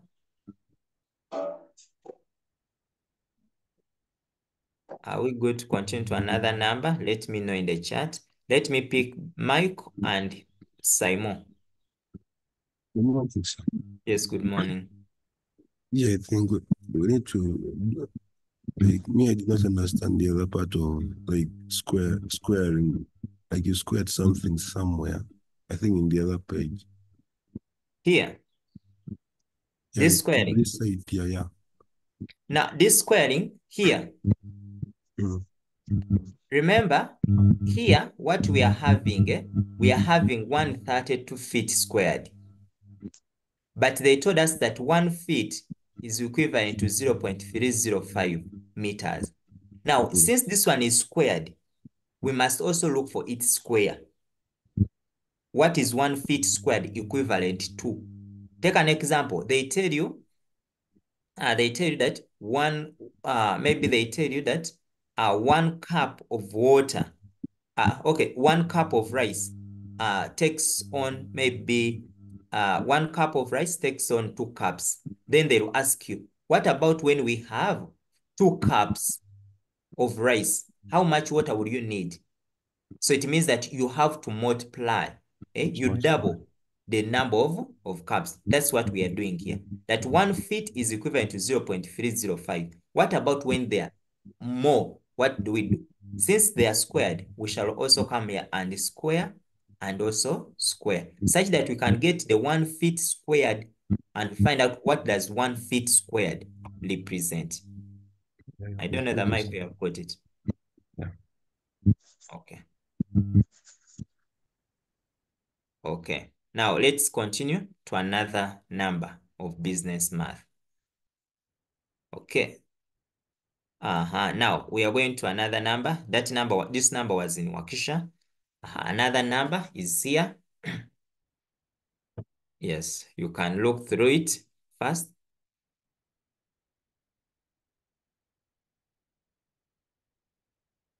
Yes, please, you can't tile the door. Remember, the doors we have here in our country are wooden. You can't put a tile on a wooden thing.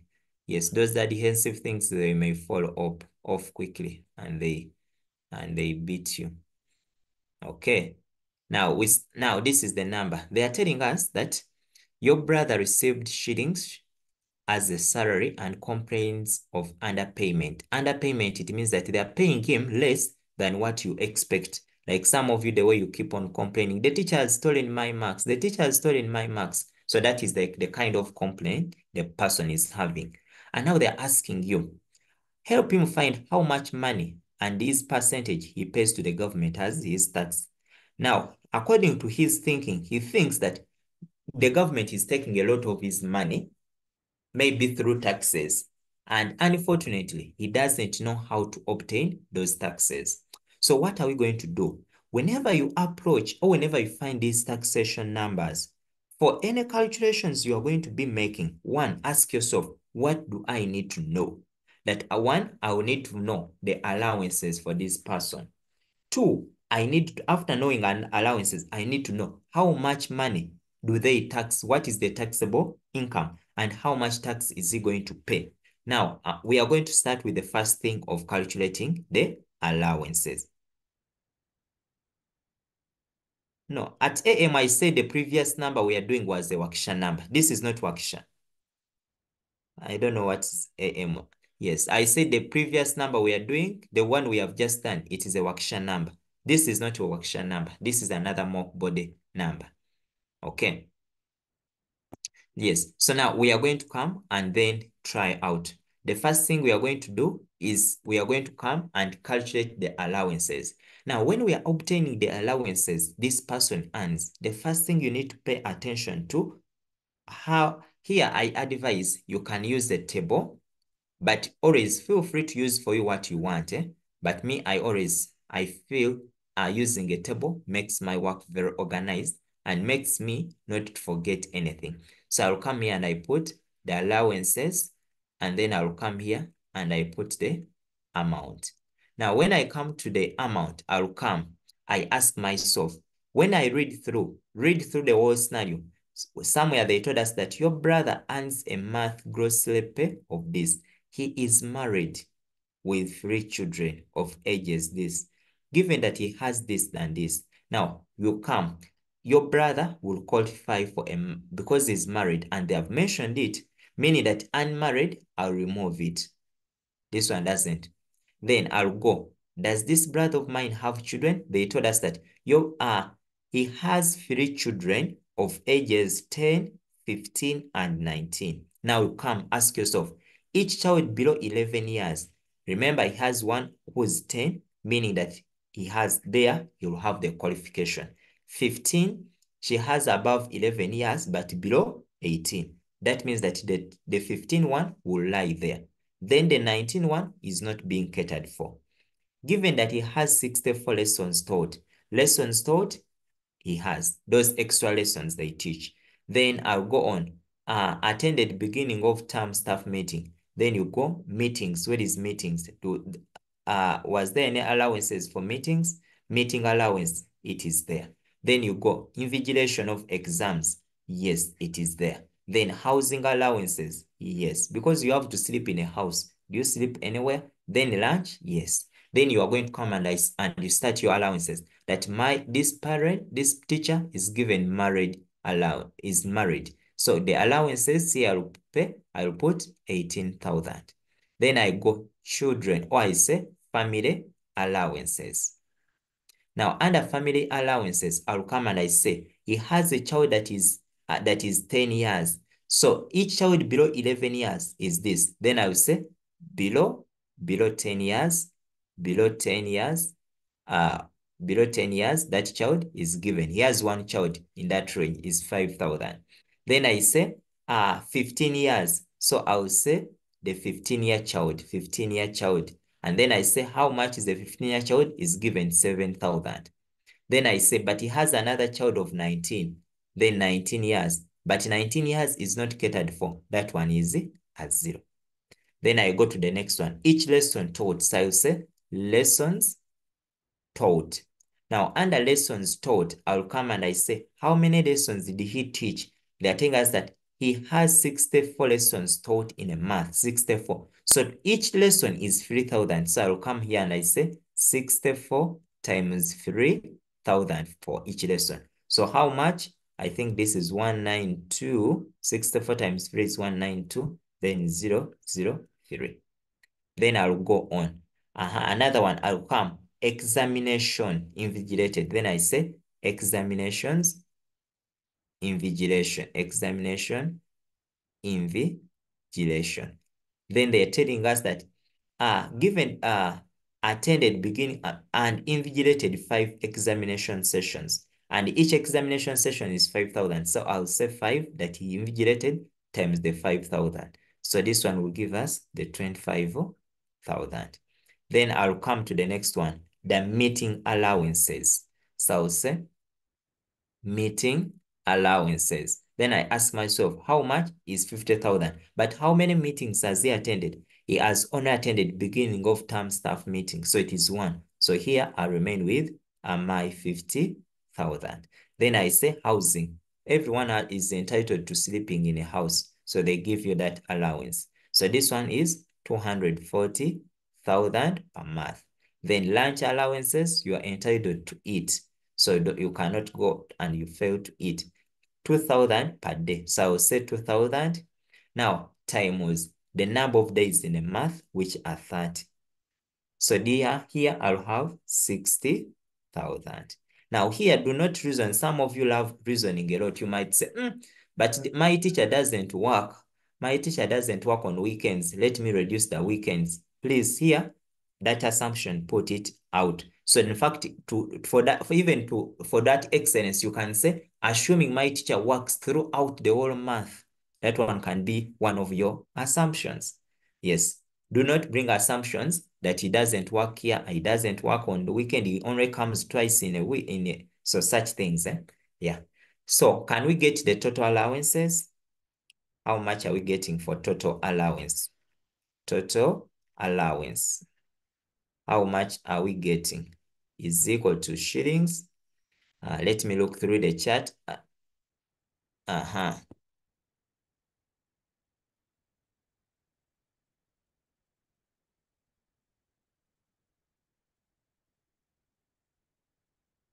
Mm-hmm. Yes. Uh-huh. How much are you getting? Add quickly. And you tell us what are we getting for our total allowances. Total allowances. Total allowances. Total allowances. Total allowances. According to the chart, I'm saying people are getting 592, 597, 597. Okay. Now, here, people are saying they're getting 597,000. Now, that is the first step. We have calculated our allowances. Now, we are going to ask ourselves, how much, what is the taxable income? That amount of money, because we have said that allowances are not supposed to be taxed or they don't tax them. So what is that amount that is subject to the taxation? Now, that is the next part. Now, that part, I'm going to write it here. I'm going to say taxable income. Taxable income. So to obtain taxable income, like we said, we shall get our gross income minus the allowances. Let me first see whether I can erase this. So we are going to get our gross income minus the total allowances. So our gross income, when you go back to the question, they told us that he earns a gross monthly income of 1,240. So that means you'll come and highlight this. So I will say 1,240,000 minus the allowances. Kindly type in the chat the answer you are getting. Yes, Nish? Teacher, Yes. is insurance an allowance or a tax? It is an allowance. Master, how? Like insurance, they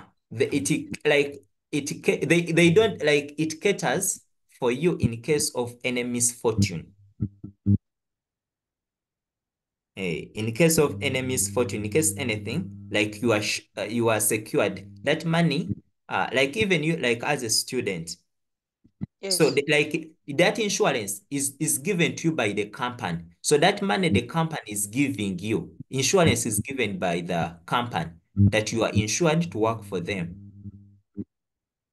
All right. So that's why we call it an allowance. Like Okay. it is the company that gives it to you, like let me say in form of like appreciating that this is our worker. In case of anything happening, we have his money saved that it will cater for him. All right. Mm. But if it was you who pays for it or what, then that one, it doesn't sound well. Mm. So if they include insurance premium, you add it. So how much are you getting? Looking through the chart, I'm seeing 6,430. So here I'll come and I say, my shillings is going to be 643,000. Now that is the taxable income. Now, after getting that taxable income, you are going to ask yourself, in which income band does it lie in? Yes, let me first take on Simon. Simon, ask. Simon, ask.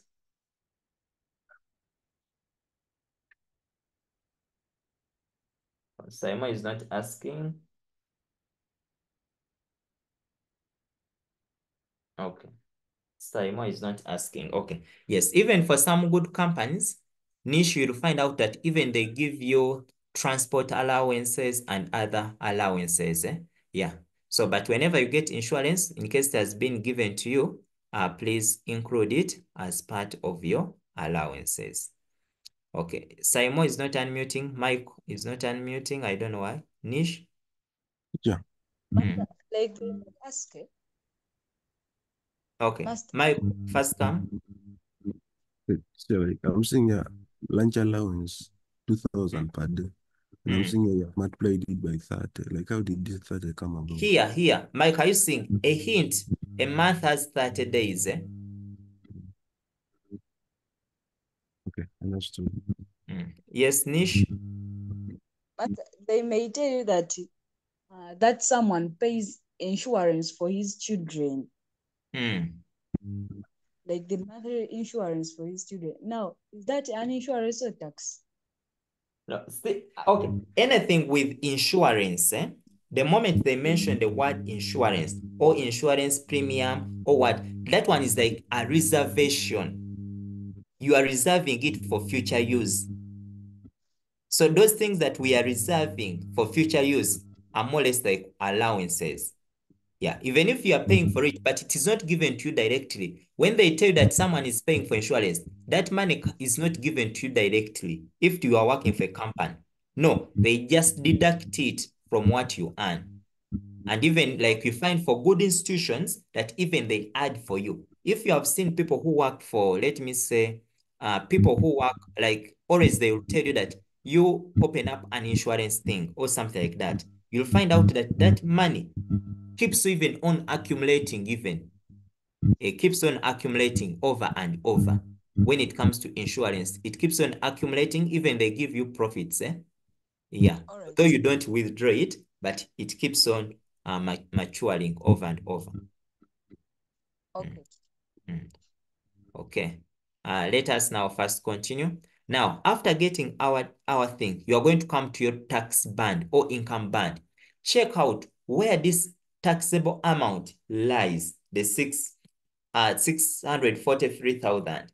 When you check, you can notice that the first one is between 0 to 100, 100 to 200, 200, 300, 300, 400, 400, and above.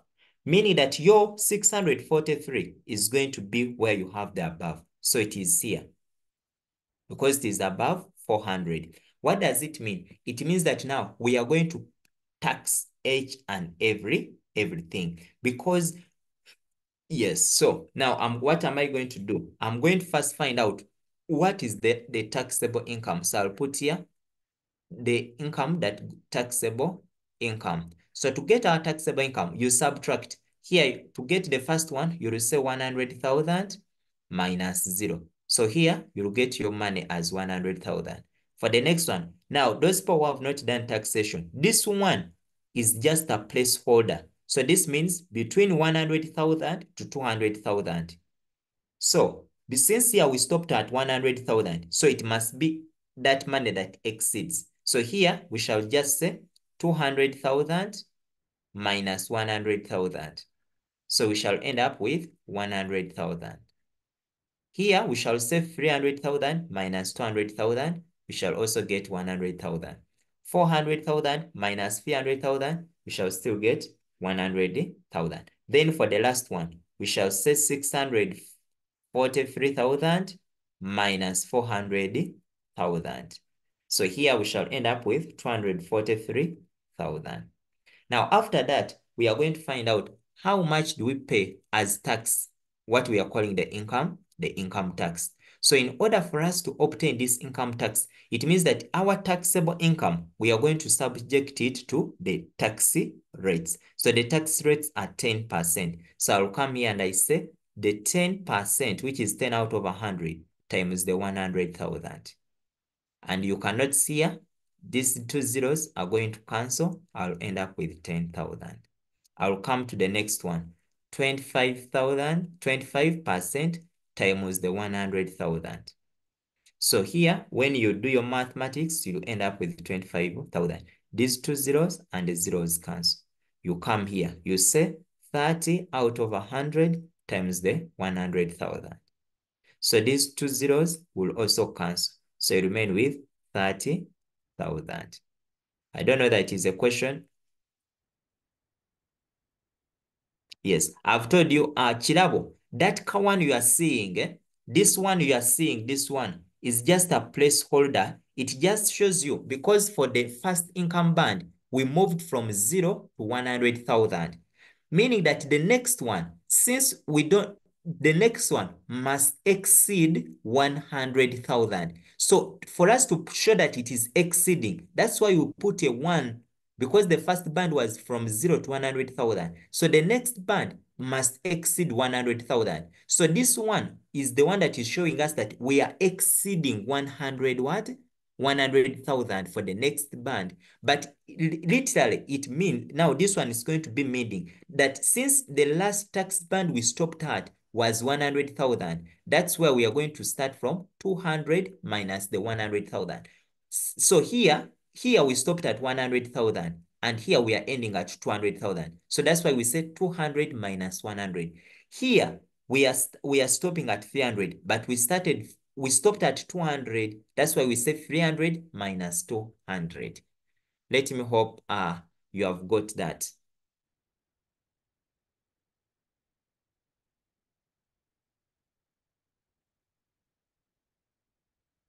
Okay. Okay, let me hope you have got that. Yes, that's what I'm saying. Yes, okay, Chilaba's good. Okay, let me hope also, Elijah, you have got that. The one, it just shows us that the money for the next band should exceed 100. When we go to the second band, the money should exceed 200,000. When we go to the next band, it should exceed 300. So when you put a one, it shows us that it is exceeding.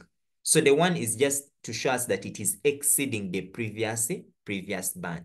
That someone who is earning an amount beyond 300,000 is going to be subject to 45%. That is the meaning. Okay, let me pick one or two hands. Michael? Yeah, it was a mistake. It's a Yes? mistake. I just forgot my hand now. Okay. Brian? Yeah, my concern is Mm. Mm. when we come on this allowance tables, the one we had on, go back a little bit, the allowance table, there is where they say lesson taught. Yes, on that lesson taught, where is the 64 coming from that you multiply with 3,000? It is here, given that he has 64 lessons taught in a month. Then another thing, Mm.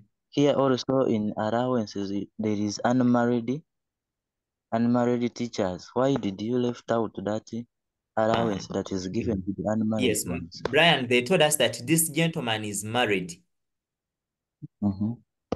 Since he's married, that's why we are putting married. So this one only qualifies if someone is not married. That's when you put that. Okay, thank you. Okay. So you cannot be married at the same time and married. Yeah. Okay. Yes. Chambers. Members, let's be completing that table. Complete for me the table of taxation. Yes, Chambers. So my inquiry, sorry, good morning, sir. My inquiry is about the difference between taxable income and income tax. Income tax is the income tax. Let me say, income tax is that is the amount that the government deducts the tax you pay. The income the government is going to remove from your amount you earn. The tax the government is going to take away by URA. Like in case of the teachers, in case of, let me say, in case of the teachers, like we have said, they have 4 million. So the amount of tax the government takes is 1.2 million. That's what we call the income tax. I don't know that that is okay. Yeah. Have you got it? Yes. Then yes. Then this one of the taxable, what we call the taxable income, is is that amount of money that remains after you have removed the allowances. You don't know whether you are getting it. That taxable income is that amount of money from your gross pay, from the amount that the institute is going to pay you minus the allowances. Like we have said that we are not supposed to tax the allowances. So that amount you remain with after you have removed your allowances you get is what we call the taxable income. True. Hope you have got it. Cheers. Yeah, thank you, sir. Okay, lastly, Jackie. Sir, for me, I wanted to inquire that whether there is other alternative to get the taxable income. Because our teacher said that sometimes if you are getting the taxable income, you can take from the income band there, you can take the like 200,000 minus 100,000, then plus 1. 100,001 plus 1. I have not yet met that approach. Maybe I just need to make more research on it. Yeah? Okay. I've not seen that approach anywhere. Okay. Okay. Okay. I think okay. Okay. We are completing the table. Let me choose one person. Vincent. This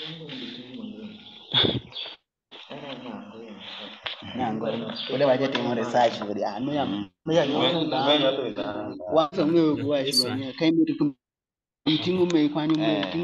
Okay. Okay. I think the rest have failed, but let me look through the chat.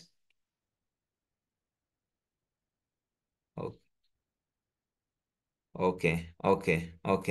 I think people are calculating good. Okay, now here we shall say 45 out of 100 times 100,000. And according to the chart, people are getting, this is 45,000. Then the last one is going to be 50% of 100 times the 24300. And here members are getting 121500. Then after doing so, you are going to come and say the total income tax. So this is the income tax. So you add everything and you find out how much this person pays as taxi. So kindly add and tell me what you are getting.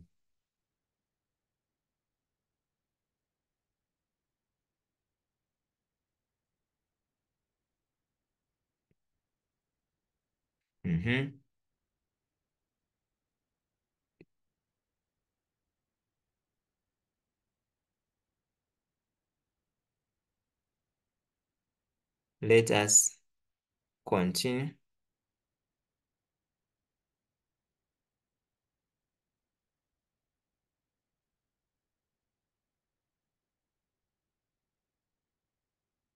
Add.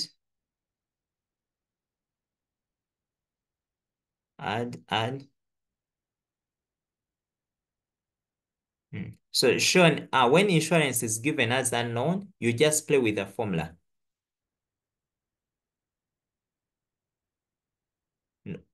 So what if the taxable income is less than 400? This time, should I write? No, you cannot have a negative. Okay, people have got the answer. So here we are getting our, we shall say, this is shillings, 231,500. Yes, that is what we are getting. Now, when you go back, the question wanted us to, when you go back to the question, they said, help him find how much money and its percentage he pays to the government as tax.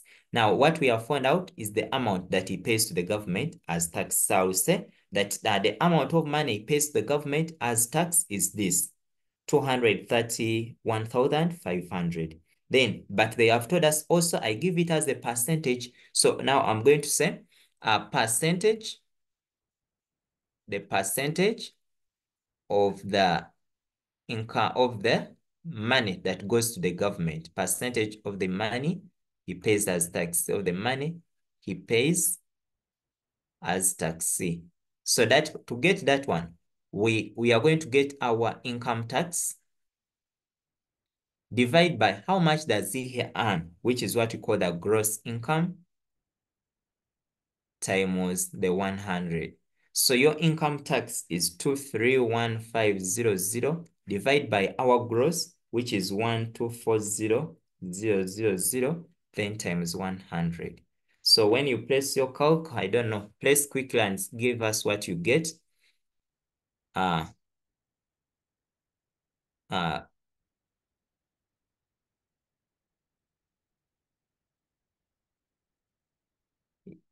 Get the answer, get an answer, get an answer, get the answer. I don't know what you're getting. 18.7. Okay. Looking in the chart, this is the answer we are getting, 669%, which is approximately 18.7%. Now that is the percentage that this person pays to the government. Okay. Now when we go back, we are going to go back to the second question, and it is telling us that establish the take-home pay of your brother. Now, in order for you to get our net pay, we say that our net pay, the net pay, the amount someone takes, is going to always be the gross income, how much he earns as his gross income. Gross income minus the income tax. So his gross income is 1,240,000 minus his income tax, or the income he pays to government, which is this. So when you round off, when you do the mathematics, this is a what? 1,008,500. I think it is something like that. 1,008,500. Thank you, Mike. Yeah, forgot that is it. So now that is the amount he pays, or that is the amount they are supposed to pay him. But when you look back to the question, you can notice that the question, they told us that what the gentleman is receiving on his account is 597,000. So when you look at this amount he receives, you are noticing that what they are giving him, that amount was equivalent to the allowances. Meaning that when they're giving him, they're only giving him the allowances, but not what he's supposed to get. So he's cheated in some way. So now they're asking him, advise him if there could be something wrong with his payment transactions. Can we now come up with the conclusion? Can someone give us a good conclusion, how we can conclude? I'm seeing Jonathan or Samsung. Are you concluding? No, sir. Okay. But I have a question. Okay. Sir, can you go back to that table where there is rate? Here? Yeah. Mm. But the way we were taught, was that if you, for the first phase, like from zero, the rate is from 0 to 100. For the first phase, you take this 10,000, which is the rate over 100% times 100, which is very correct the way you did yours. But our teacher told us that this income tax, where you have put this 100,000 here, must be subtracted from the amount, from the taxable income for the first phase. Which we did. Then, which is 200 minus the 100. Yeah, which but is 100.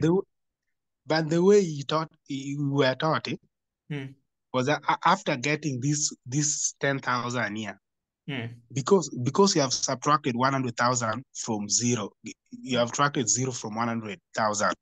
It gave us it gave us 100,000. So this 100,000, which is taxable income, must be subtracted from the taxable income, from the taxable income, which was the money we got after subtracting gross minus the allowance. Then to give us the balance, which is supposed to be taxed for the next rate, which is 25%. Now, I think you are confusing, I think, two things. I feel you are confusing two things because what you are talking about, I feel it has some relation when they are hiding something from you. Is it what you are talking about? Because there are instances where they can hide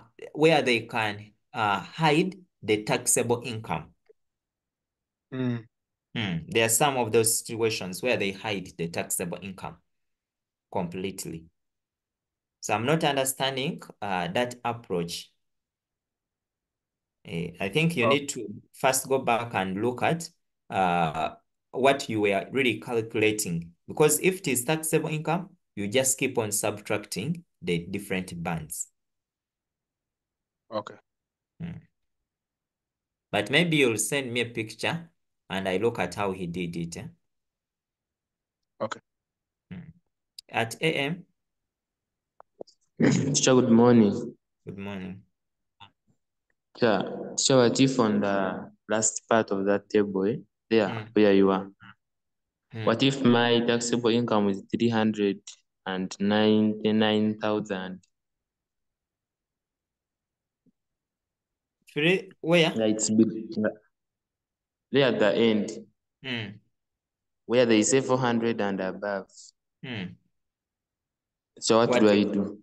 What your money is what? Your taxable income is 390,000, which is less than 400,000. So it lies here. It is between 300 and 400 because that one is not yet 400. Some money is still remaining to make it. Yes, sir. Okay. Vincent. Good morning, sir. Good morning.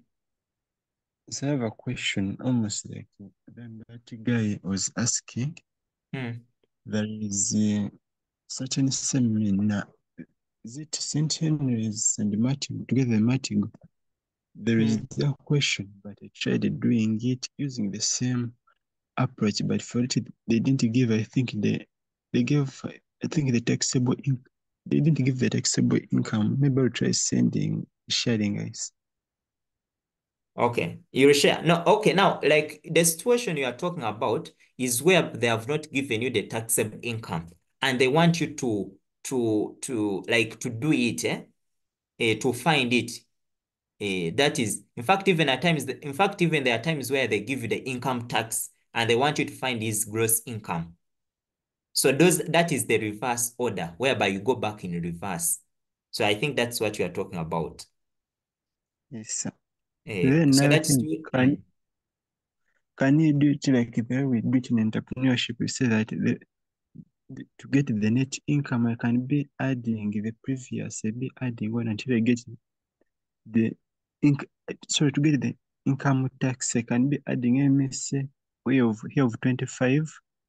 You say that the previous 10,000 plus open brackets 25 over 100 times 100,000. Then you get the answer. You continue. When you are finding what? Income tax. Like you do it at once. You first get? You do it at once, eh? Yeah, the first one you got 10,000. Then when you reach where they're charging the rate of 25%, you say that the previous 10,000 plus 25 over 100 in brackets. Yeah, that is okay.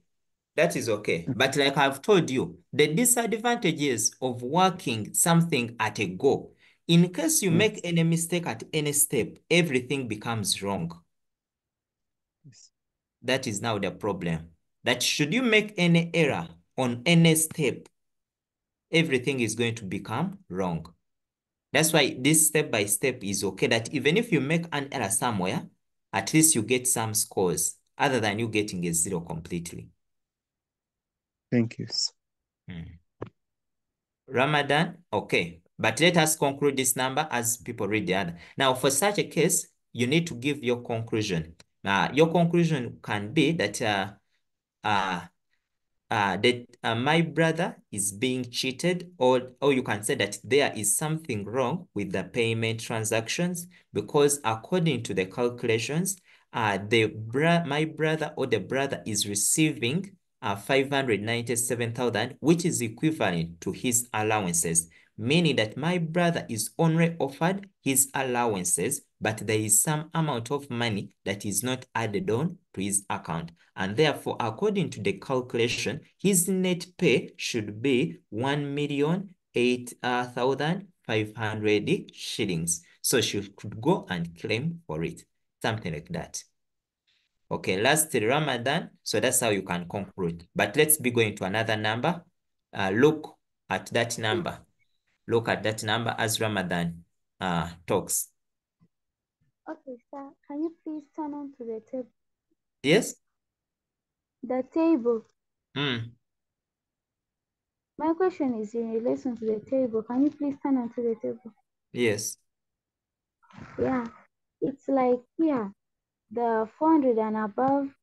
We are taught like you're supposed to write the 400 to the, let's say, using these figures to the 643,000. Then from here, I'm seeing 643 to 400. I'm a little bit confused here. No, Can you this is subtraction. I was subtracting. Are you getting it? I was subtracting 640 minus 400. But if at all you're writing your band, you write this. If you're writing your band. Okay, Hope thank that you. is fine. Okay. Yeah. I was just subtracting. Okay, you'll be reading through this question. You'll be reading through the question that we are going to work on. So as I answer some few questions, as you read through, Brian Musk.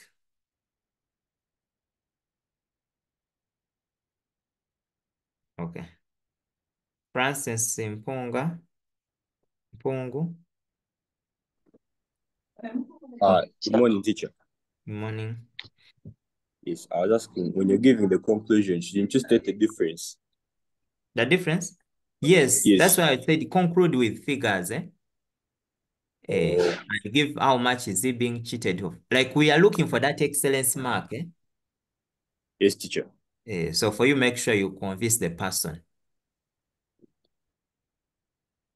Okay. Jonathan? Difference between income tax and income bands.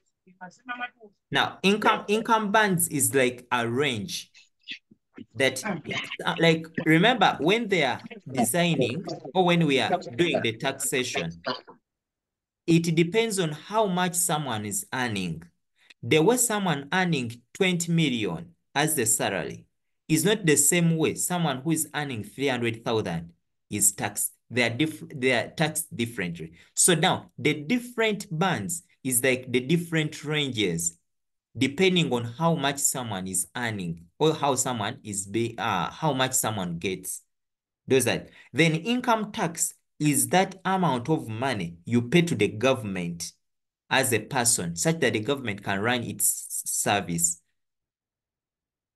So income band is just a range that if someone is earning 300,000, this is the tax you have to pay. If someone is earning 24 million, this is the tax you pay. So the total amount of taxes collected from the different bands is what we call the income tax. So income band means just a range that between this and this, even like the way you see marks. Yes, you'll find that we have children who, for them, ever since they stepped in secondary, they have never gotten below 90. So those are people in their own class. So if you are giving them a punishment, you will give them a different punishment. Then if you say people between 50 and maybe 80, those ones also you give them another punishment. So those given ranges are what we call the bands.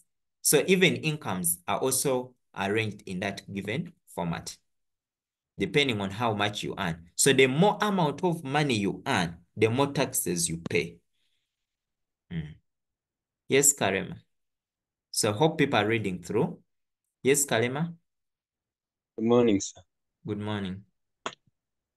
So for me, sir, my inquiry is about the difference between these words, the gross income, compound interest, simple interest. What is their difference? Oh, Karima, were you around in the start of the lesson or you have just joined in? I wasn't at the start, but I joined some while we were on the other last questions. I think now that's because we talked about them, but maybe to throw, let me use, we have said gross income. That is the amount you are going to earn before you pay the taxes. An example I gave the science teachers. I said science teachers, the government will tell you that we are paying them 4 million. That is the gross. But when they remove the taxes, because we are supposed to pay taxes as people who work, because the government must provide the services like the medical, roads, electricity, and the rest of that. So where the government gets that money is from the taxes of the people who work. So when they get that money, the 4 million minus the tax, they remain with 2.8 as their takeaway. So the takeaway is what we call the net pay. Then when we talk about compound interest, okay. So compound interest is just like that amount of money that compound interest is more or less like you levy on the principal and the interest. Like for it, it keeps on changing year in, year out. Yeah. But I explained about it, Kalema. I think you'll watch the video such that you can pick it more in details. Now let us start on this number. They are telling us that Mr. Mwonge is a senior lawyer employed by the government of Uganda. He saved his money and used it to buy a car in January 2021 from his friend at 12,500,000.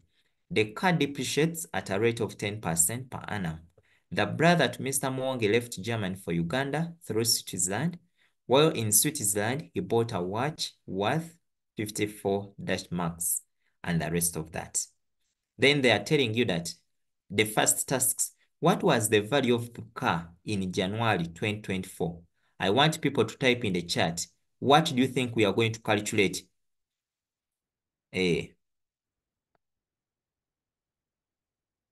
Yes, what do you think we are going to calculate? I want you to look. There's a word that I want. Thank you, Alinda, Queen, and Shadrach, and Fogo. Yes, we are going to look at depreciation. Very good. So I'm going to start with the first question. We are looking at the word, the moment you see depreciation.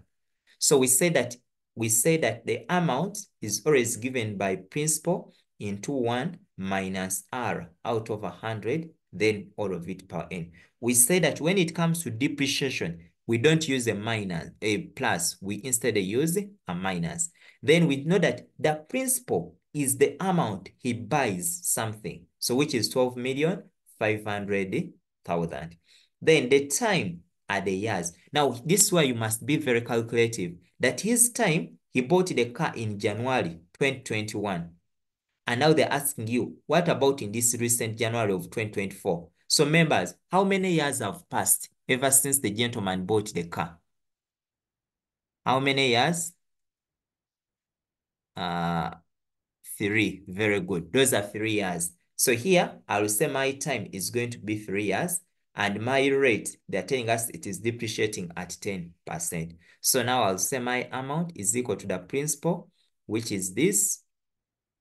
Then into 1 minus 10 out of 100, all of it power 3. So this will be 12,500,000 into 1. I've told you first work out the fraction minus 10 out of 100 is 0.1 power 3. Show all the steps. Don't assume that these people know Also, we don't know, or they don't know. So here we shall have 12,500 into brackets 1 minus 0.1 will give you 0.9 power 3. So now this will be 12500,1003 times 0.9 power 3, you'll get 0.729. And therefore, when you multiply, you are going to find that your answer is 9112500. Now, that is the amount is going to sell. Thank you, Matia Mulumba, Linda. Yeah. So those are the answers that you get. The screen is paused. Maybe your side. Is my screen on? Are you seeing what I'm writing? Maybe let me check in the chat, people to let me know. Yes, okay, they are saying. I think check your side. Now, this is the value. So now here your conclusion will say that the value of the car in January 2024 was 911,250 shillings. Now here I expect you, when you are concluding, I don't expect to say that the value of car in January 24 is or will be, like for you to use those tenses, that is going to be such tenses. Yeah, because now January has already passed, we are in 2024. So you must be realistic. Okay, now that is the first one. Then we go to the next one. In case it was appreciation, we said we use a plus. Then they told us that while in Switzerland, he bought a watch worth 54. And then they're asking you, find the value of the watch in Swiss francs. Now you are going to come here and ask yourself, how am I going to do? Now, one thing I want you always to do is that always same units, put them on the same sides. So they have told you 1 Swiss franc is equivalent to 1.2.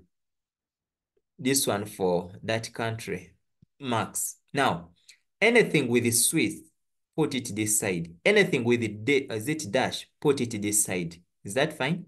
Now, when you look at the watch that the gentleman bought was 54 dash thing, meaning that for the dash, we are going to put it this side. So this is where I'm going to put our dash thing. Then I'm going to ask myself that what is the equivalence in X? Now here I have two approaches I can use. Here one, you can just do your cross multiplication. So you can just cross multiply like that. So when you cross multiply, you'll have X times 1.28 is equal to 1 times 54. So this will give us 1.28x is equal to 54. But here you say X defines the amount. X is equivalent to the Swiss franc. So here you divide by 1.28, divide by 1.28. So my X will be equivalent to, I don't know what you are getting. Kindly press your calculators. I'm getting 42.1875. And therefore, I'll come and I say that the value of the watch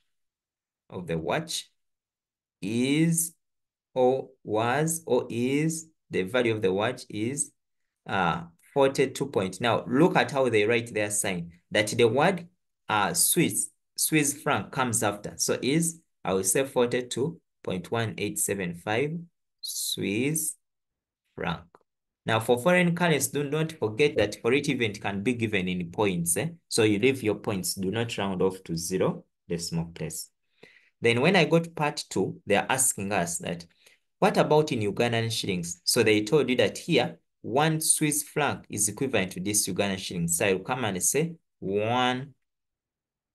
this is equivalent to 1350 Ugandan shillings. Then you ask yourself, we have said, put them on this switch, put it on its own. The other one, put it. Now here we had 42, so I will say, what about 48.1875 Swiss thing? What would they be its equivalent? So you do what? You cross multiply. So meaning that we shall have 42.1875 times 1350. So this one place your calc and see what you get. So here, according to my calculation, we shall have shillings 56953.125. That would be its Ugandan shillings. Hope that is okay. Yeah, I'm happy people are getting the answers in the chat. That is very good. Let us answer Antonia. Yes, Antonia.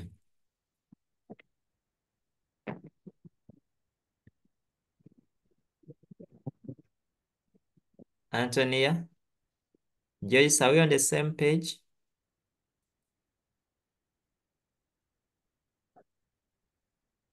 Teacher, good morning. Yes, good morning. Teacher, in the question they said 1 Swiss franc is equal to 1.28 Dutch marks. So and then the watch was in Dutch marks. So I thought it's this amount, the 1.28, it's what we are supposed to use. Yes, it's what we used here. No, in part in finding the value of the watch in Ugandan shillings. In Uganda, oh, now, because remember, here, according to Ugandan shillings, oh. Yeah. Oh, okay, I'm saying, okay. I think, okay, now, when you look at this, here, they told that 1 Swiss franc is equivalent to this, not so? Yes. And according to Roman 2, we have already gotten the value of the watch in the Swiss currency. Okay. Not so? Yes, teacher. Are you seeing Roman 1? We got it in the Swiss currency. So meaning that if you want to use it in Roman 2, you are going to be doing double work. You have to first convert it into the, you have to first convert the dash into the Swiss, and then after you convert it to Ugandan shillings. Since we had it in Roman 1, that's why we just continued. Okay. Okay, thank you, teacher. Okay. Okay. I think now, okay, good. We can now continue. That's how we do the conversion. So you continue, you'll conclude and say that the value of the watch is that. Okay, now we go to the next one. Now, since when you look at the question, they asked us that determine his net income. They want to find out what is his net income at the end of the day. How much is he going to pocket when he's going back home? Now, the first thing always we look out for are the allowances. So I love drawing the table because your work becomes easy to mark.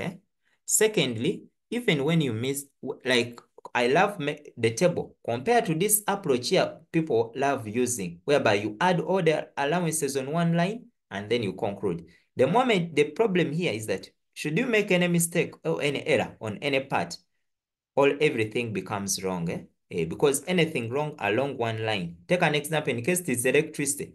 In case there is a fault on one of the areas, you cannot have power to your home. So that is the same thing when someone is marking you. That the moment you have one, everything becomes wrong. So that is now the only challenge. Though that approach is okay. But if you are this person who has practiced, yeah, but always do not forget that exams remain exams. Yeah, even when you have prepared yourself very, very well, you may find yourself towards the paper. You are not yet, you feel there is something still missing. So I'm going to put here my allowances and I'm going to put here my amount. Now, always first read through the question. First read through the question. So they are telling us that the lawyer earns that. These are the allowances that have been given to him. Now, what are you going to do? You're going to first start with the marriage allowance. Then put that this is 50,000. Go to water and electricity. Water and electricity bills, this is 60,000. Go to housing, you must sleep. Housing, put your 150,000. Go to medical, you are entitled to getting medical allowances. Put 300,000 per month. I think even you have seen in case you have your parent and is working for a good company, even they give, you find them that their medical bills can work on your children. So you find them even taking you on their using their medical insurance cards to pay for your medical fees. Then you have allowances, transport allowances. Now here you first reason, they have told you 3,000 per day. And here they are assuming that a month has 30 days.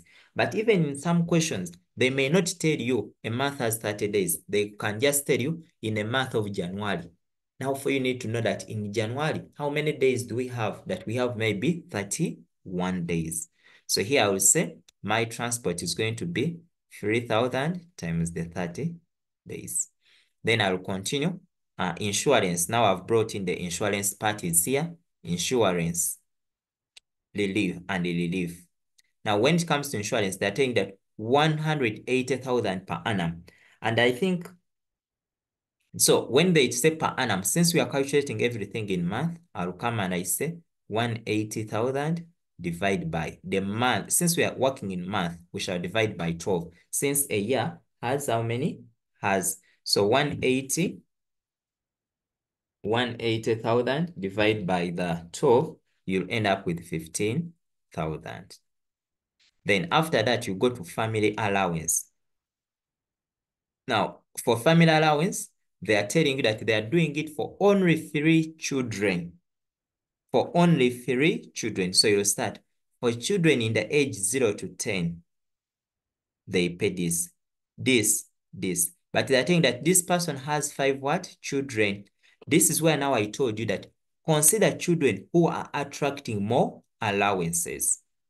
So they're saying that whom are aged 0 and 10, 2 of them are between 0 and 10. So I'm going to come and say 0 to 10. They're paying 12,000. So those are the first 2 children I'm going to first consider. So I will set 2 times the 12,000. Then I continue. Then 2 aged 10 and 15. So you have 10 and 15. Now, since they're giving only 3 children, here, since he has 2 between this, I'll only take 1 child. So I'll say this one is going to be 90,000. Hope that is okay. Times the 1 child that we are going to consider, much as they are 2, but since they are giving us allowances for only 3 children, then it means that we don't consider the others. So these 2 and the 1 are the ones that are making up the 3.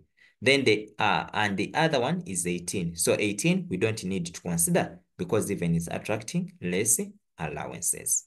So here, 2 times the 12,000, you will end up with 24,000.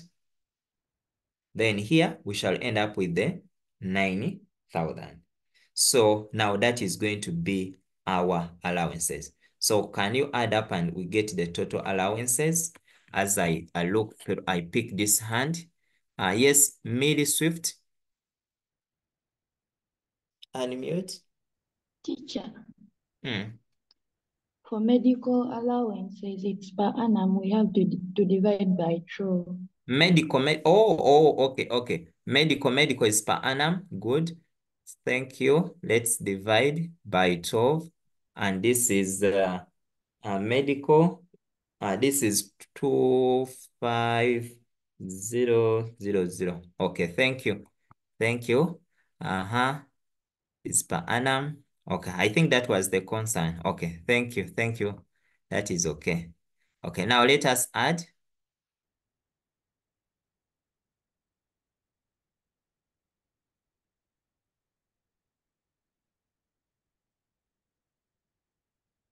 Okay. Yes. Okay.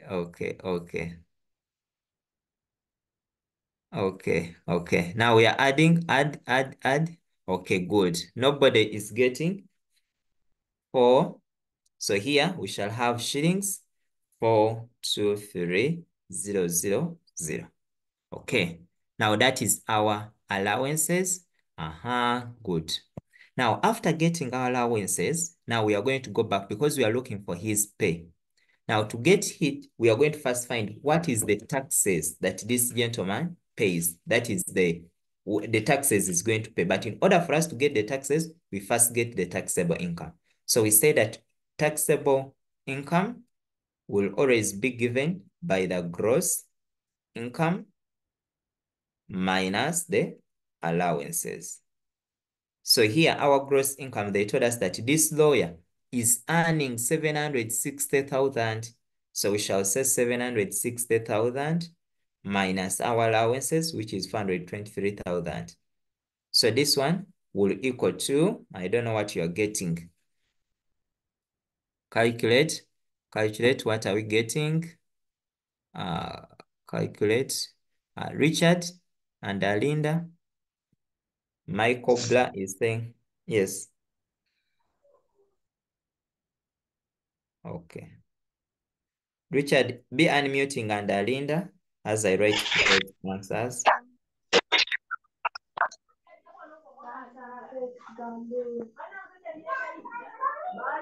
Okay.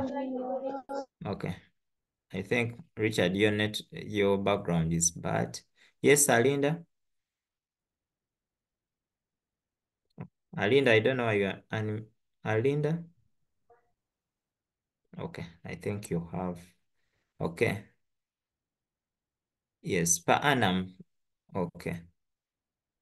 Okay. Now after that, this is the taxable income. Now we are going to go on. We are going to go on and look at where that amount lies. So when you look at our table, we have the different bands. So you look out, where does this amount lie? So when you look at it very well, that amount is going to lie within this band. So I will come, I remove this amount here. So here I replace 337,000. That's what I'll do. Then now I'm going to get the taxable income. So I write here, allow me to use another pen now. I write here, taxable income. So we have said that our taxable income, we shall subtract. This one is a placeholder. It just is a matter, it is showing you that it is exceeding. So we shall say here, 50,000 minus 0. So here we shall get 50,000. Here we shall say 100,000 minus 50,000. Still we shall get 50,000. 180,000 minus 100,000. We end up with 80,000. Here we say 300,000 minus 180,000. So that is what? That is 120,000. Then here, this is 333,000 minus 300. So we end up with 37,000. Do we have the same answer? Kindly let me know. Let me know. Let me know.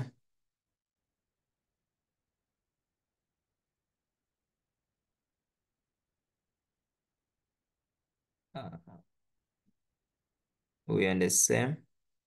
Not yet.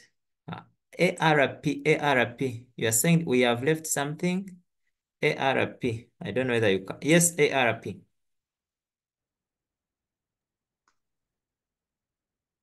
ARP, unmute.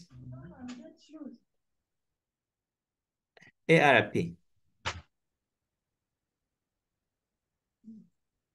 Oh, your network is not really good. Daniela? I'm kindly requesting that you send the recordings to the group because some of us came a bit late. Okay, Daniela. Thank you. Okay. Okay, ARP, there is nothing we have left, I think. Teacher, Hmm. I'm requesting that you check on family allowances because you've only worked out 2, yet there are 3. Okay. Are you saying there are this? 5. ARP. Yes. These are 2 children, not so? And this is 1 child. So 2 plus 1 gives us the 3. Hope that is okay. Because they are giving allowances for only 3 children, much as he has 5. Is that fine? Teacher, it's not. Teacher, they have only 5 goats, only 3 goats. Yes, only 3 from the question, not all. Okay. Jonathan? Yes, thank you, teacher. I was also requesting that I missed the recordings for. Okay. Okay. Yeah, but for recordings, those recordings we shall share. Okay, let us I complete. mean, done for geometry. Yeah, yeah. You just check. It is there. It is there on the YouTube. Okay. Okay. Then now, yeah, but I will share it again maybe. Then now here we are going to calculate our income tax. Now we say that income tax, we just subject it to the percentages. So we shall say 5 out of 100 times 50,000. Then here we shall say 9.5 out of 100 times 50,000. Then here we shall say 15 out of 100 times 80,000. Here we shall say 18 out of 100 times 120,000. Here we shall say 23 out of 100 times the 37,000. So here, when I calculate, I'm getting, this is what? 25. Here I'm getting 4750. Here I'm getting 1200. Here I'm getting 21600. Here I'm getting 8510. Kindly confirm that we are getting the same answers. Kindly confirm we are getting the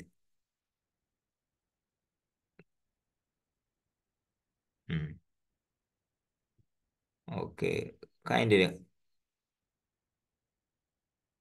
Is it a must? Yeah, it shows you that you are understanding what you are doing. So, okay, yes, people are saying we are getting the same answer. Okay, good. Now, what is your total?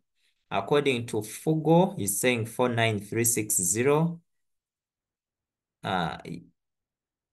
Yeah, total 49, Marianne.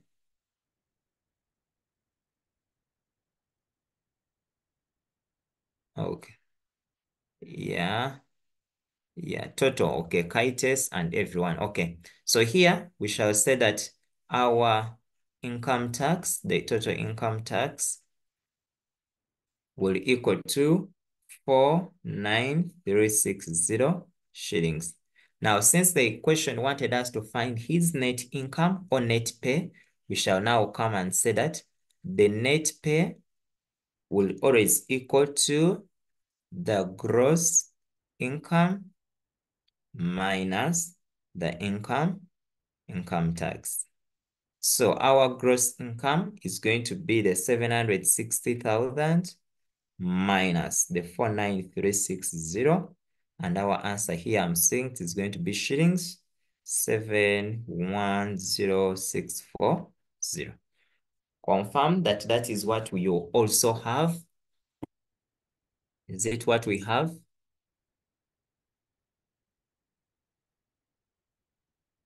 Yes. Why did we leave out the two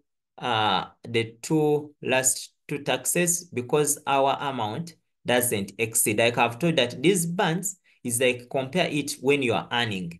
That someone who is earning 40 million, there is no need for you to be taxed. Let me say fuel. There is no need why they should tax you for paying a fuel for your car yet you don't have one when you're earning less money. Someone who's earning, let me say, these things are like someone who is earning 300,000. There are some things that they can't tax for. Take an example here, like taxing you for some things like using the express highway. When will someone of 300,000 who is earning that use his car or use his bicycle on it? So like it depends on how much are you earning for you to determine in which band are they going to tax. When you are earning more, they will tax you a lot. When you are earning less, they always tax you less. You don't pay a lot of taxes. Yes, but the more you earn, the more taxes you pay. Yes, that is the same thing. Someone using an iPhone and someone using a Techno, you don't pay the same taxes. The taxes are different. Someone of an iPhone will always pay high taxes compared to someone using another phone. So that's why you find that the iPhones are very expensive because those iPhone phones, they pay a lot of taxes compared to the Technos and other phones. Yes, Sean.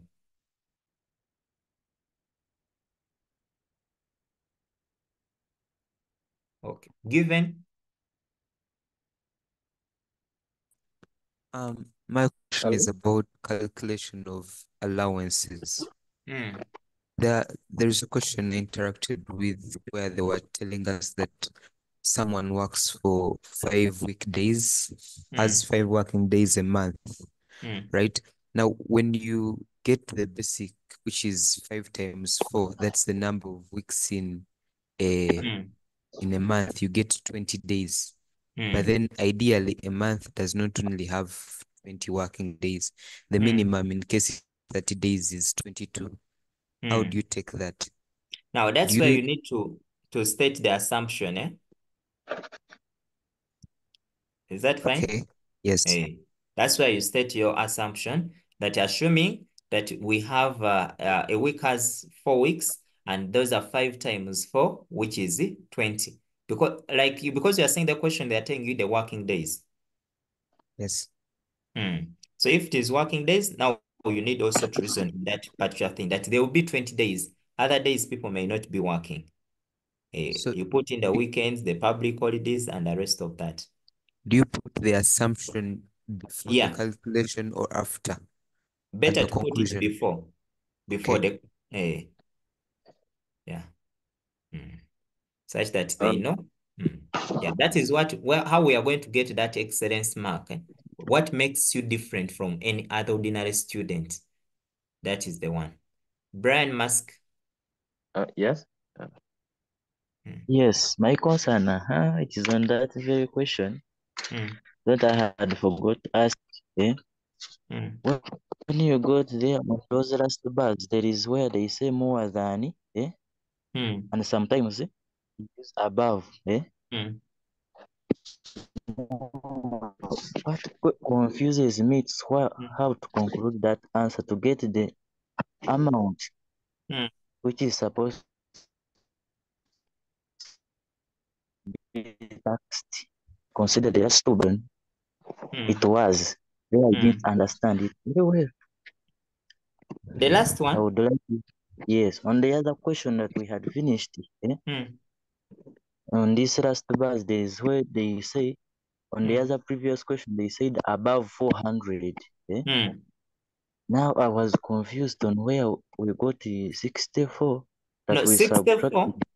Remember, the first thing before you start taxing, you need to know the taxable income, how much, the amount of money. Not so?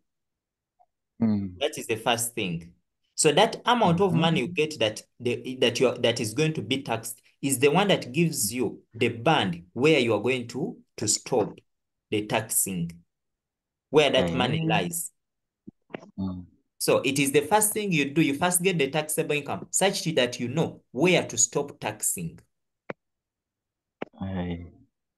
So in case you get your taxable income, take an example. If here we had gotten our taxable income as 600, then it means we would have taxed everything up to the last band. Okay. Then, Thank you very much. Sure. Okay. Yes. Sure. Thank you for this opportunity. I would like to tell us what to do when the scenario gives us has already given us the income tax, but in the allowances, there's an unknown among the allowances. How can we do that? Okay. Okay. We are going to look at maybe something like that. Let us first complete this and then we bring in that question maybe. We are going to. Now, they told you, determine the percentage of his gross income that goes to the tax. Now, here I will come and I say the percentage that goes to his gross income is going. Now, here, don't write like me. For you, write it the percentage of his gross income is going to be, we have said it's going to be income tax out of the gross income times 100. So this one is going to be our income tax, which is that, divided by the gross income, which is going to be 760,000, then times 100. So here we shall end up with 6.9947%. So you can confirm. That's what I'm getting here. Uh,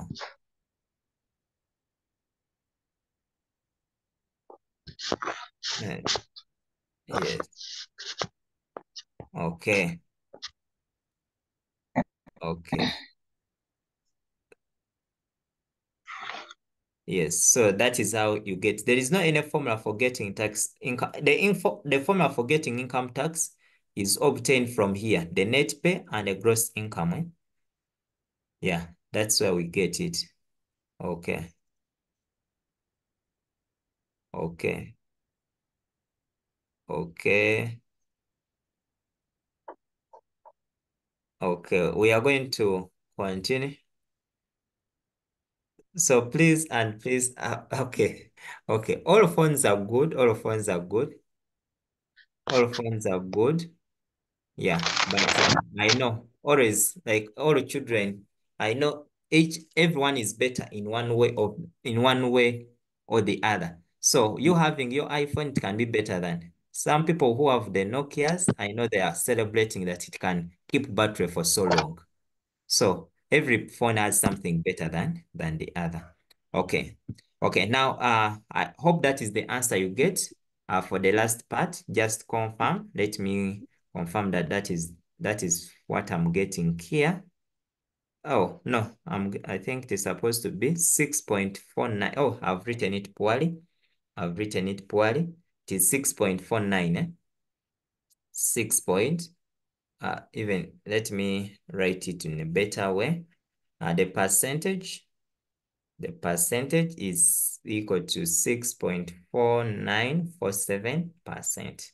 Yeah, that's how it's supposed to be, 947%. Okay, let me pick a few hands. Okay, let some people want to take a screenshot of the question. The question is there. Let me take a few hands. Yes, Kasuman 10.